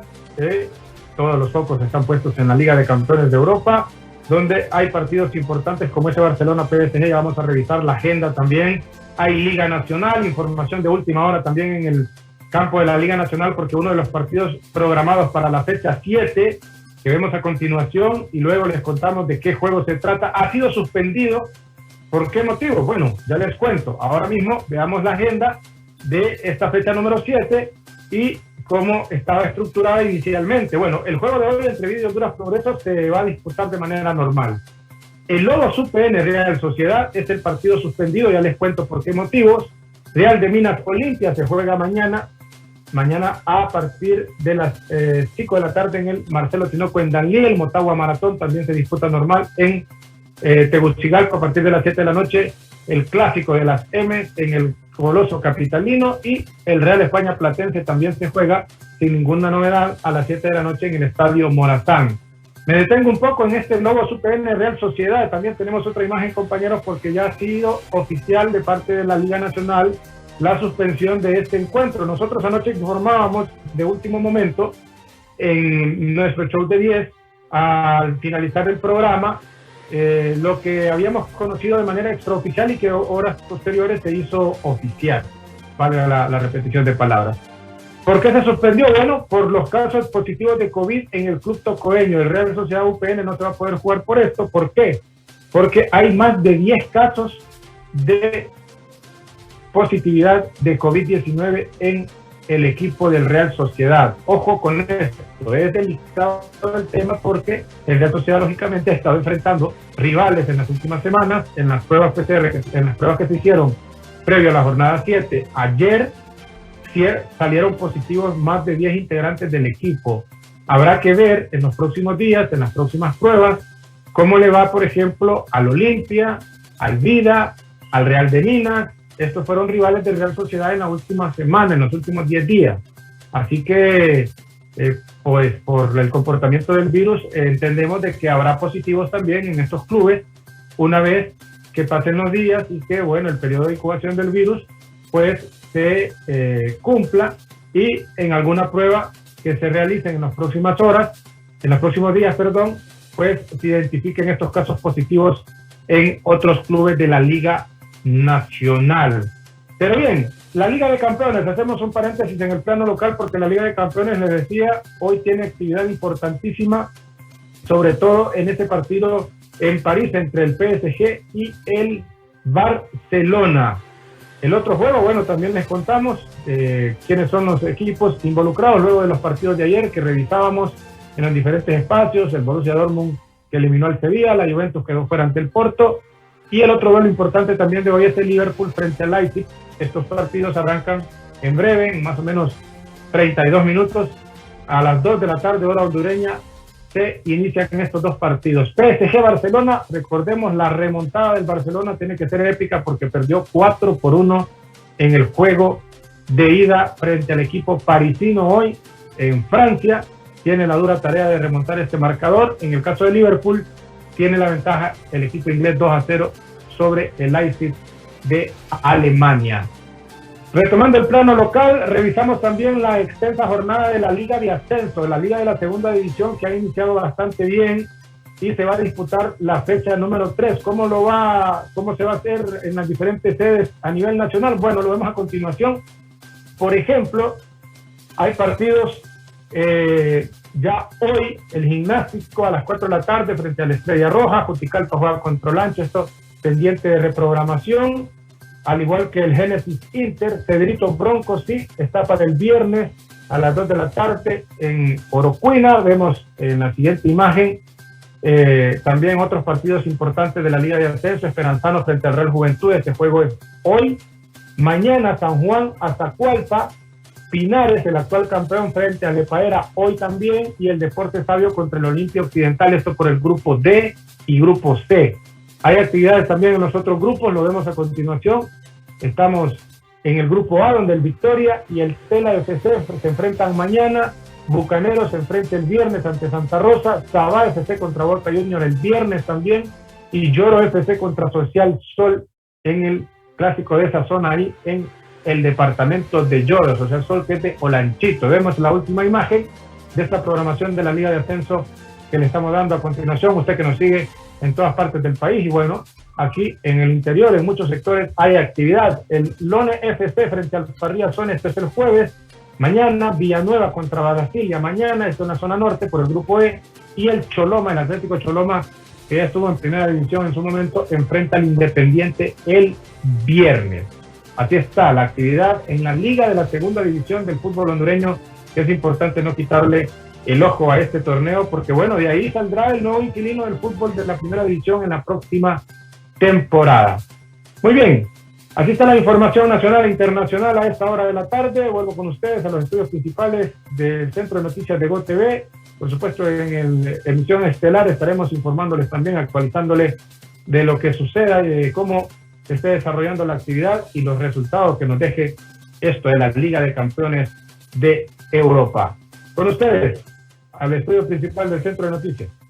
Muchas gracias, Jorge Fernández 10. La invitación es para todos ustedes para que sintonicen 10 en punto de las 9 de la noche y estén al tanto de todo lo que sucede en el mundo deportivo. En este momento pasamos a información internacional y es que inicia elección de jurado para juicio por muerte al afroamericano George Floyd.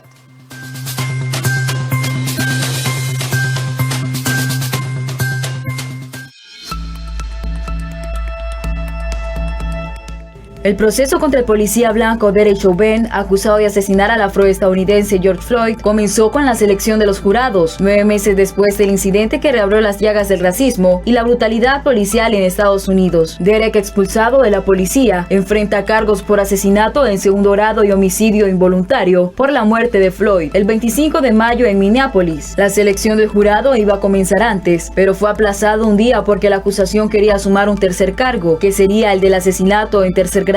Una corte de apelaciones aún no se pronunció sobre esa petición, pero el juez decidió empezar con la selección del jurado de 12 miembros. El asesinato en segundo grado tiene una pena máxima de 40 años de cárcel. La selección del jurado puede llevar hasta 3 semanas y se espera que los primeros alegatos del juicio comiencen el 29 de marzo. Derek, de 44 años de edad, fue expulsado de la policía después de que un video de un internauta lo mostrara aplastando el cuello de Floyd con su rodilla durante casi 9 minutos. El agente, que fue dejado en libertad bajo fianza, compareció en la corte el martes con un traje gris y una mascarilla negra, situándose tras una pantalla instalada como medida de protección contra el COVID-19. La muerte de Floyd reabrió las heridas raciales en Estados Unidos y desató meses de violentas protestas contra el racismo y la brutalidad policial, tanto en ese país como alrededores del mundo.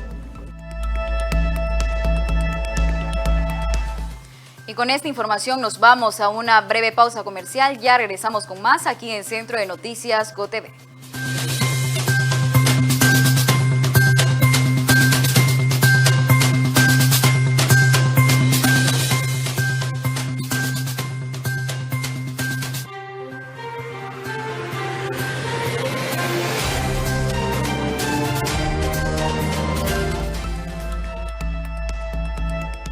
El proceso contra el policía blanco Derek Chauvin, acusado de asesinar al afroestadounidense George Floyd, comenzó con la selección de los jurados, 9 meses después del incidente que reabrió las llagas del racismo y la brutalidad policial en Estados Unidos. Derek, expulsado de la policía, enfrenta cargos por asesinato en segundo grado y homicidio involuntario por la muerte de Floyd el 25 de mayo en Minneapolis. La selección del jurado iba a comenzar antes, pero fue aplazado un día porque la acusación quería sumar un tercer cargo, que sería el del asesinato en tercer grado. Una corte de apelaciones aún no se pronunció sobre esa petición, pero el juez decidió empezar con la selección del jurado de 12 miembros. El asesinato en segundo grado tiene una pena máxima de 40 años de cárcel. La selección del jurado puede llevar hasta 3 semanas y se espera que los primeros alegatos del juicio comiencen el 29 de marzo. Derek, de 44 años de edad, fue expulsado de la policía después de que un video de un internauta lo mostrara aplastando el cuello de Floyd con su rodilla durante casi 9 minutos. El agente, que fue dejado en libertad bajo fianza, compareció en la corte el martes con un traje gris y una mascarilla negra, situándose tras una pantalla instalada como medida de protección contra el COVID-19.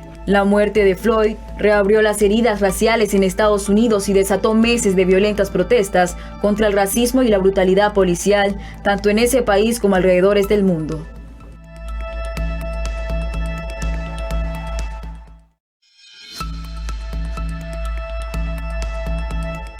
El proceso contra el policía blanco Derek Chauvin, acusado de asesinar al afroestadounidense George Floyd, comenzó con la selección de los jurados, 9 meses.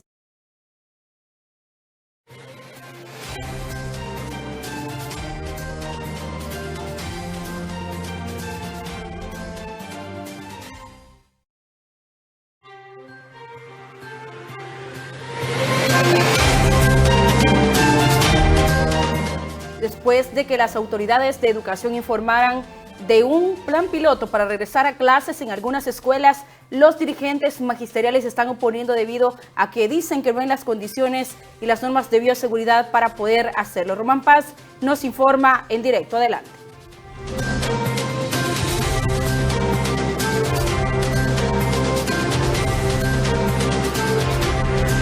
Gracias, en el estudio principal. Aquí en el centro del país, en diferentes partes, específicamente en lo que es noroccidente, ya se están llevando a cabo lo que son estas, podríamos decir, niños que están asistiendo a los centros educativos, estos pilotajes. Aquí en Cortés aún no lo ha dicho el flamante director departamental, sin embargo, ustedes están preocupados de que si se hace pilotaje, niños vayan a salir contagiados, porque ya en Ocotepeque hay niños contagiados en estos pilotajes. Pensar en hacer pilotajes en el departamento de Cortés, en la zona norte, es una desfachatez, es una irresponsabilidad más grande que la sierra de Omoa o Cordillera del Merendón, que como nosotros le conocemos popularmente.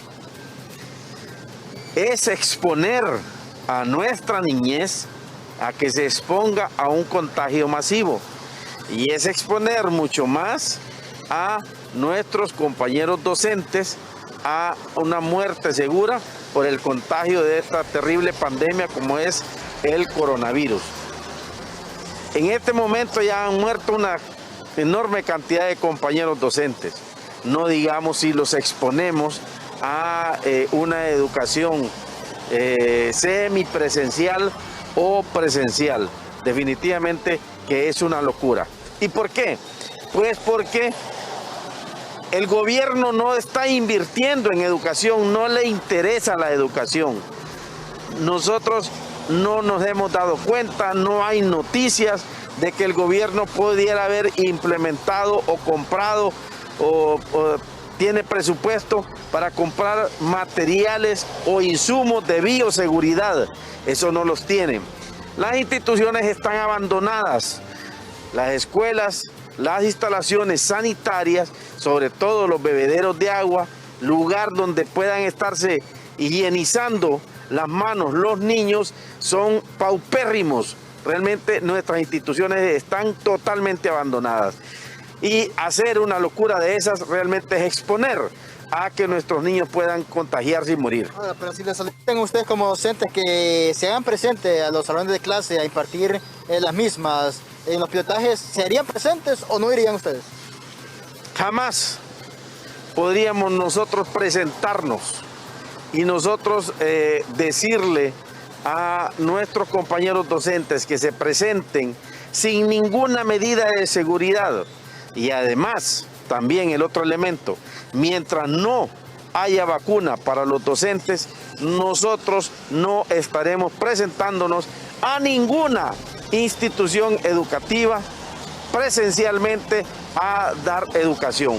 El gobierno debería de preocuparse por implementar, materializar la ley que obliga al gobierno a garantizarle al docente y al estudiante acceso a un internet gratuito, amplio y suficiente para que tengamos una educación virtual de calidad. Pero al gobierno no le interesa invertir en educación. Lo que le interesa es tener un pueblo analfabeto y en la ignorancia. Muchísimas gracias, Jimmy Sorto, dirigente magisterial, refiriéndose pues a estos pilotajes que presuntamente se estarían llevando a cabo en Cortés, específicamente en el municipio de San Antonio de Cortés, en los próximos días, según lo dio a conocer hace unos días atrás el director departamental de Educación. Retorno con este informe a Estudios Principales. Muchas gracias a nuestro compañero Román Paz por esta importante información, pero pasando a otros temas, Daniel Mairena, quien es presidente de la Asociación de Enfermos Renales en Honduras, comenta que los pacientes renales no pueden ser vacunados con la vacuna contra el COVID-19 de AstraZeneca. No hay estudios de ninguna vacuna que se le pueda aplicar a algún enfermo renal, pero ya ahorita empezaron en Europa a la Asociación Española de Nefrología ya empezaron a vacunar a los pacientes con Pfizer o Moderna. Realmente son las dos vacunas indicadas para los pacientes de hemodiálisis, diálisis peritoneal y trasplantado. Porque nosotros caminamos unas defensas bajas y no nos puede poner la AstraZeneca porque nos puede activar el virus, más bien en vez de generar anticuerpos nos puede generar la activación del virus. Entonces por eso nosotros estamos pidiendo que se nos coloque la vacuna Moderna para no presentar en los pacientes trasplantados un rechazo y que tanto costó trasplantarse, y en cuanto a los enfermos renales pues el incremento del índice de mortalidad porque nos puede activar el virus COVID-19 con esta vacuna. Por eso en ciertos lados del mundo ya la han cancelado la AstraZeneca y lastimosamente en nuestro país compran, por eso creo que se hizo esa ley que podían comprar la que ellos quisieran y que no hubiera regulación, y nosotros somos afectados directamente porque somos una población vulnerable con defensas bajas y esta... Mientras tanto, el gobierno de Nicaragua anuncia más bien ya la segunda etapa de vacunación en este país vecino.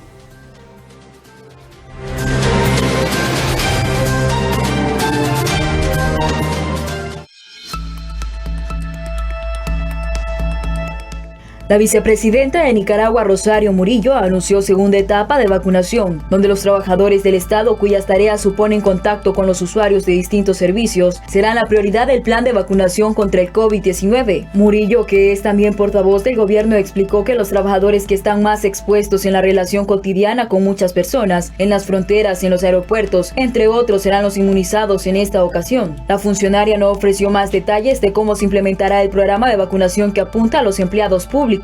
Por su parte, la Asociación Médica Nicaragüense, una organización gremial independiente, recomendó al Ministerio de Salud implementar una campaña informativa para explicar a la población dónde deben acudir para ser vacunados, las ventajas de las vacunas y los posibles efectos secundarios. La asociación también aconsejó priorizar la vacunación de los trabajadores de la salud, tanto del sector público y privado, y organizaciones de la sociedad civil que se encuentran en la primera línea de atención. La primera etapa de vacunación con la vacuna rusa Sputnik V en Nicaragua comenzó el 2 de de marzo con pacientes con insuficiencia renal crónica, cáncer y problemas cardíacos. El Ministerio de Salud reporta hasta el momento más de 6.000 casos de COVID-19 y 175 muertes por esa causa. En contraste, el Independiente Observatorio Ciudadano suma alrededor de 13.000 casos sospechosos verificados y un aproximado de 3.000 fallecimientos por neumonía o sospechosos de COVID-19.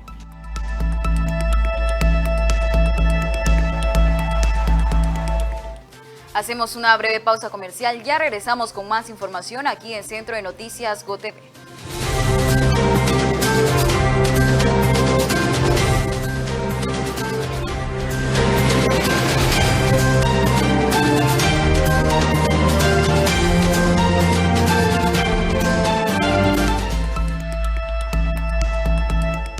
La vicepresidenta de Nicaragua, Rosario Murillo, anunció segunda etapa de vacunación, donde los trabajadores del Estado cuyas tareas suponen contacto con los usuarios de distintos servicios serán la prioridad del plan de vacunación contra el COVID-19. Murillo, que es también portavoz del gobierno, explicó que los trabajadores que están más expuestos en la relación cotidiana con muchas personas, en las fronteras, en los aeropuertos, entre otros, serán los inmunizados en esta ocasión. La funcionaria no ofreció más detalles de cómo se implementará el programa de vacunación que apunta a los empleados públicos.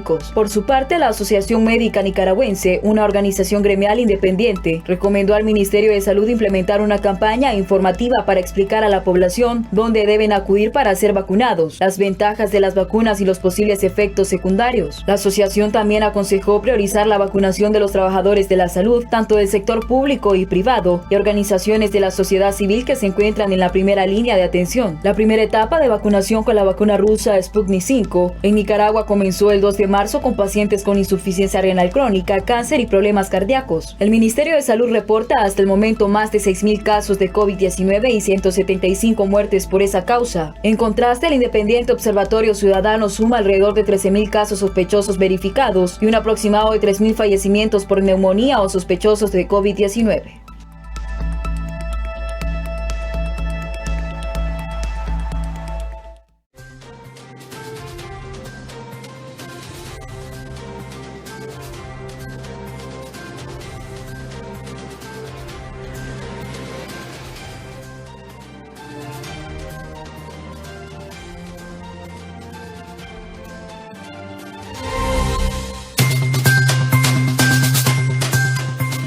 Sobre la incertidumbre que hay en el marco de las elecciones, ahora analizamos este tema con autoridades anteriores del extinto Tribunal Supremo Electoral. Es precisamente Roberto Molina quien platica con Augusto Aguilar, un ex magistrado, sobre los problemas que hay en la antesala de estas elecciones primarias. Adelante.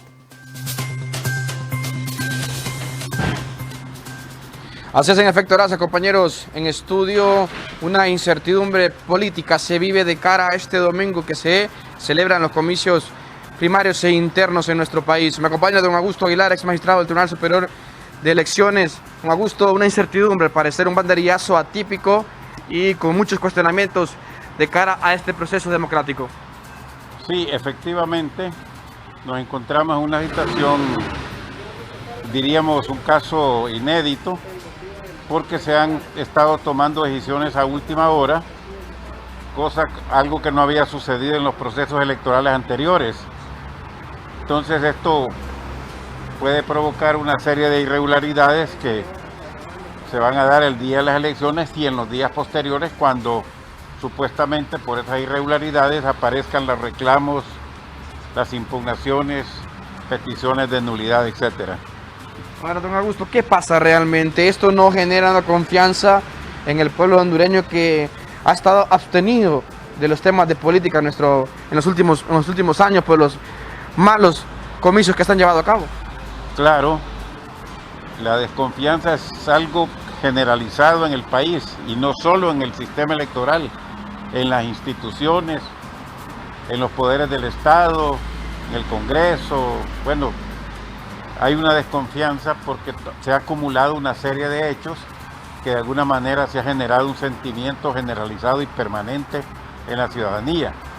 Y en el caso específico de las elecciones, hay muchos antecedentes de irregularidades que han dado lugar a esa poca confianza que se tiene en el sistema electoral. Solo para finalizar, don Augusto, este sistema de registro que realizó el Registro Nacional de las Personas. Al parecer tiene muchos problemas, muchos inconvenientes, personas que están en dos lados para votar, que su dirección cambió completamente. Esto no da ningún tipo de confianza de cara al domingo. Efectivamente, ese ha sido el mayor problema. Diríamos, con el poco tiempo que utilizaron para un proceso que se necesita 1 o 2 años de identificar a toda una ciudadanía, a la ciudadanía de un país. Entonces esas improvisaciones son las que han dado lugar a este tipo de irregularidades, de tal manera que esperemos que no sea tan grave la situación. Gracias, don Augusto Aguilar, experto en temas electorales, en esta incertidumbre política que se vive actualmente en nuestro país de cara a este proceso primario e interno a llevarse a cabo este próximo domingo 14 de marzo. Compañeros, Arnoldo López en cámaras, retornamos a Centro Noticias GoTV. Muchas gracias a nuestro compañero Roberto Molina, y en este momento nos conectamos con nuestro compañero Román Paz. Nos trasladamos hasta la zona norte, ya se encuentra con Norma Portillo, quien en las próximas horas iniciará entrega del documento nacional de identificación, esto en la zona norte del país. Gracias. En el estudio principal del Centro de Noticias GoTV a esta hora del día. Ya a nivel nacional ha arrancado lo que es este proceso de entrega del nuevo documento de identidad. Norman Portillo, aquí en San Pedro Sula, ya ha iniciado también, porque hay personas que dicen que van a las escuelas y nada todavía. Bueno, algunos están en proceso todavía. Ya hay un comunicado oficial de parte de las autoridades, en el caso de los comisionados, que ya lo han dado a conocer a la población general, donde, bueno, ya se le está diciendo que sí se inició oficialmente. Todavía hay algunas dificultades en algunos municipios, pero también en otros municipios ya se está haciendo la entrega del nuevo documento. Le pedimos a la población de que ingrese al link para poder buscar ahí al link entrega.dni.rnp.hn. Allí puede ingresar y revisar primero dónde le corresponde, porque es recomendable que lo haga primero antes de que llegue al centro de entrega. La otra parte es también importante explicar a la población es que no necesariamente el centro de entrega es el centro de votación, porque nosotros en el link lo que estamos dando como registro de las personas es solamente el lugar donde entrega nada más. El lugar de votación lo va a dar a conocer el Consejo Electoral, que es la otra institución. Pueden ingresar allá a su sistema y pueden verlo. Nosotros nos encargamos de la parte de entrega. Es posible que a algún ciudadano le coincida, ¿verdad?, su centro de votación con el centro de entrega. Ahora, ¿cuántos documentos de identidad van a ser entregados aquí en San Pedro Sula? Bueno, estamos hablando que ya la primera parte que llegó fue más de 640,000 documentos que llegaron, que ya están allí en manos de las personas que van a hacer la entrega, que están en la distribución. Claro, hay que tener un poco de paciencia porque el link, acuérdense que está bastante saturado, ha llegado, todas las personas quieren ingresar y entonces ha generado un poquito de contratiempo, pero ya en las próximas horas se va a ir normalizando poco a poco. ¿Pero se irá a tener antes del domingo 14 de marzo ya la identidad, la nueva identidad? Bueno, la entrega va a ser en 2 etapas. La una va a ser hasta ahorita el 13 de marzo, luego la otra el 16 de marzo en adelante. Entonces hay todo un proceso, si es por la cuestión de ejercer el sufragio, la población puede votar con cualquiera de las dos identidades, entonces no hay ningún problema, pero sí hay que tener un poco de paciencia, esto va a ir mejorando, va a ir normalizándose conforme vayan pasando las horas. El día que se hagan las votaciones no van a entregar entonces la identidad, no van a... No, se va a continuar entregando y después del 16 igual se continúa el proceso de entrega normal del nuevo documento de identificación nacional a todo el país. ¿Qué requisito debe llevar la persona para que le den la misma? Bueno, ahí solamente es presentarse nada más, no necesitan presentar ningún documento. Cualquier persona que dice, bueno, no tengo la anterior, dice la identificación anterior, no hay ningún problema, pues solo se presenta con su huella dactilar, con la validación de su biometría, puede resolver esa situación. Es decir, ya hoy comenzaría a ser entregada en San Pedro Sula, en municipios como Choloma, entre otros lugares. Se espera ya que en las próximas horas ya se inicie el proceso de entrega en los diferentes municipios del departamento de Cortés. Muchísimas gracias, Norman Portillo, refiriéndose pues a la entrega que en las próximas horas se estará iniciando en lo que es San Pedro Sula referente a este nuevo documento de identidad o cédula, como usted lo conoce. Con esto retorno con ustedes a los estudios principales.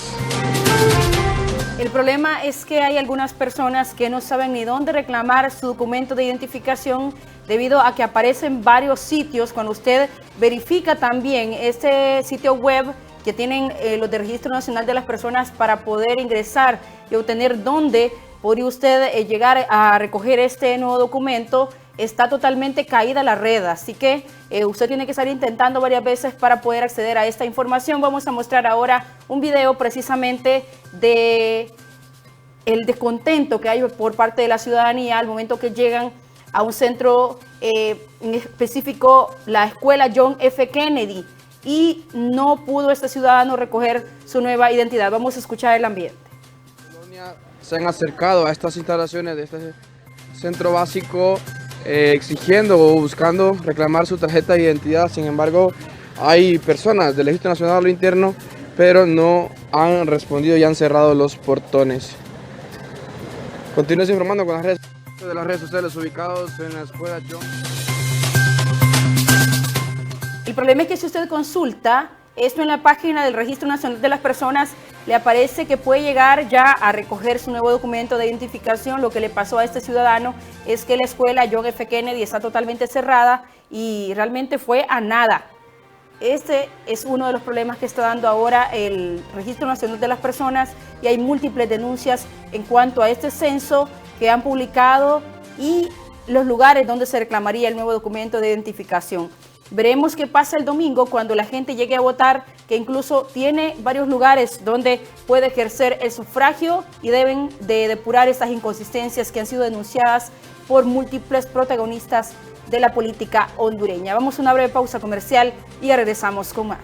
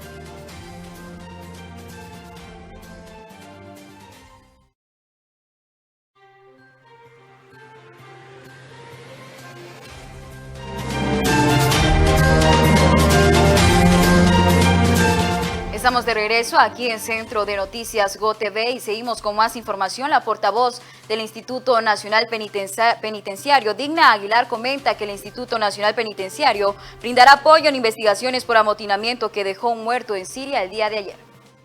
Las autoridades del Instituto Nacional Penitenciario informaron que brindarán el apoyo necesario a las instituciones encargadas de la investigación y judicialización de los hechos que se registraron el día de ayer en el centro penitenciario del Porvenir Siria Francisco Morazán, en el cual se produjo una reyerta entre un grupo de privados de libertad que dejó como resultado una persona fallecida y 3 heridos. La persona fallecida fue identificada como Josué Alexander López Amador, mientras que los 3 heridos fueron trasladados a un centro asistencial en donde en horas de la noche fueron dados de alta luego de que se constatara que las heridas que tenían no eran de gravedad. De esta manera, las autoridades del Instituto Nacional Penitenciario se han comprometido en brindar todo el apoyo para que estos hechos se esclarezcan y asimismo deducir la responsabilidad penal a los presuntos responsables de esto. Y lamentablemente tenemos que informar de hechos violentos en los últimos minutos. Una fotografía que veremos en pantalla es de un ciudadano al que han asesinado, esto a las afueras de un restaurante de comida china en Comayagüela. Supuestamente llegaron desconocidos a atacar a este hombre con una arma de fuego y hasta el momento se está a la espera del levantamiento del cadáver. Así que vamos a tener información sobre esto en nuestro noticiero estelar. De esta forma nos despedimos desde Centro de Noticias GoTV, emisión Meridiano. En nuestra emisión estelar tendremos mayores detalles de cómo concluye la audiencia de este día de Giovanni Fuentes Ramírez. También a las 5 de la tarde les invitamos a ver entrevista al grano sobre la expectativa de contagios que se puede tener durante las elecciones y ese proceso electoral. Gracias por habernos acompañado. Que tengan muy buenas tardes y bendiciones para todos ustedes. Gracias por su fiel sintonía con Centro de Noticias GoTV. Los esperamos hoy a las 6 de la tarde, emisión estelar.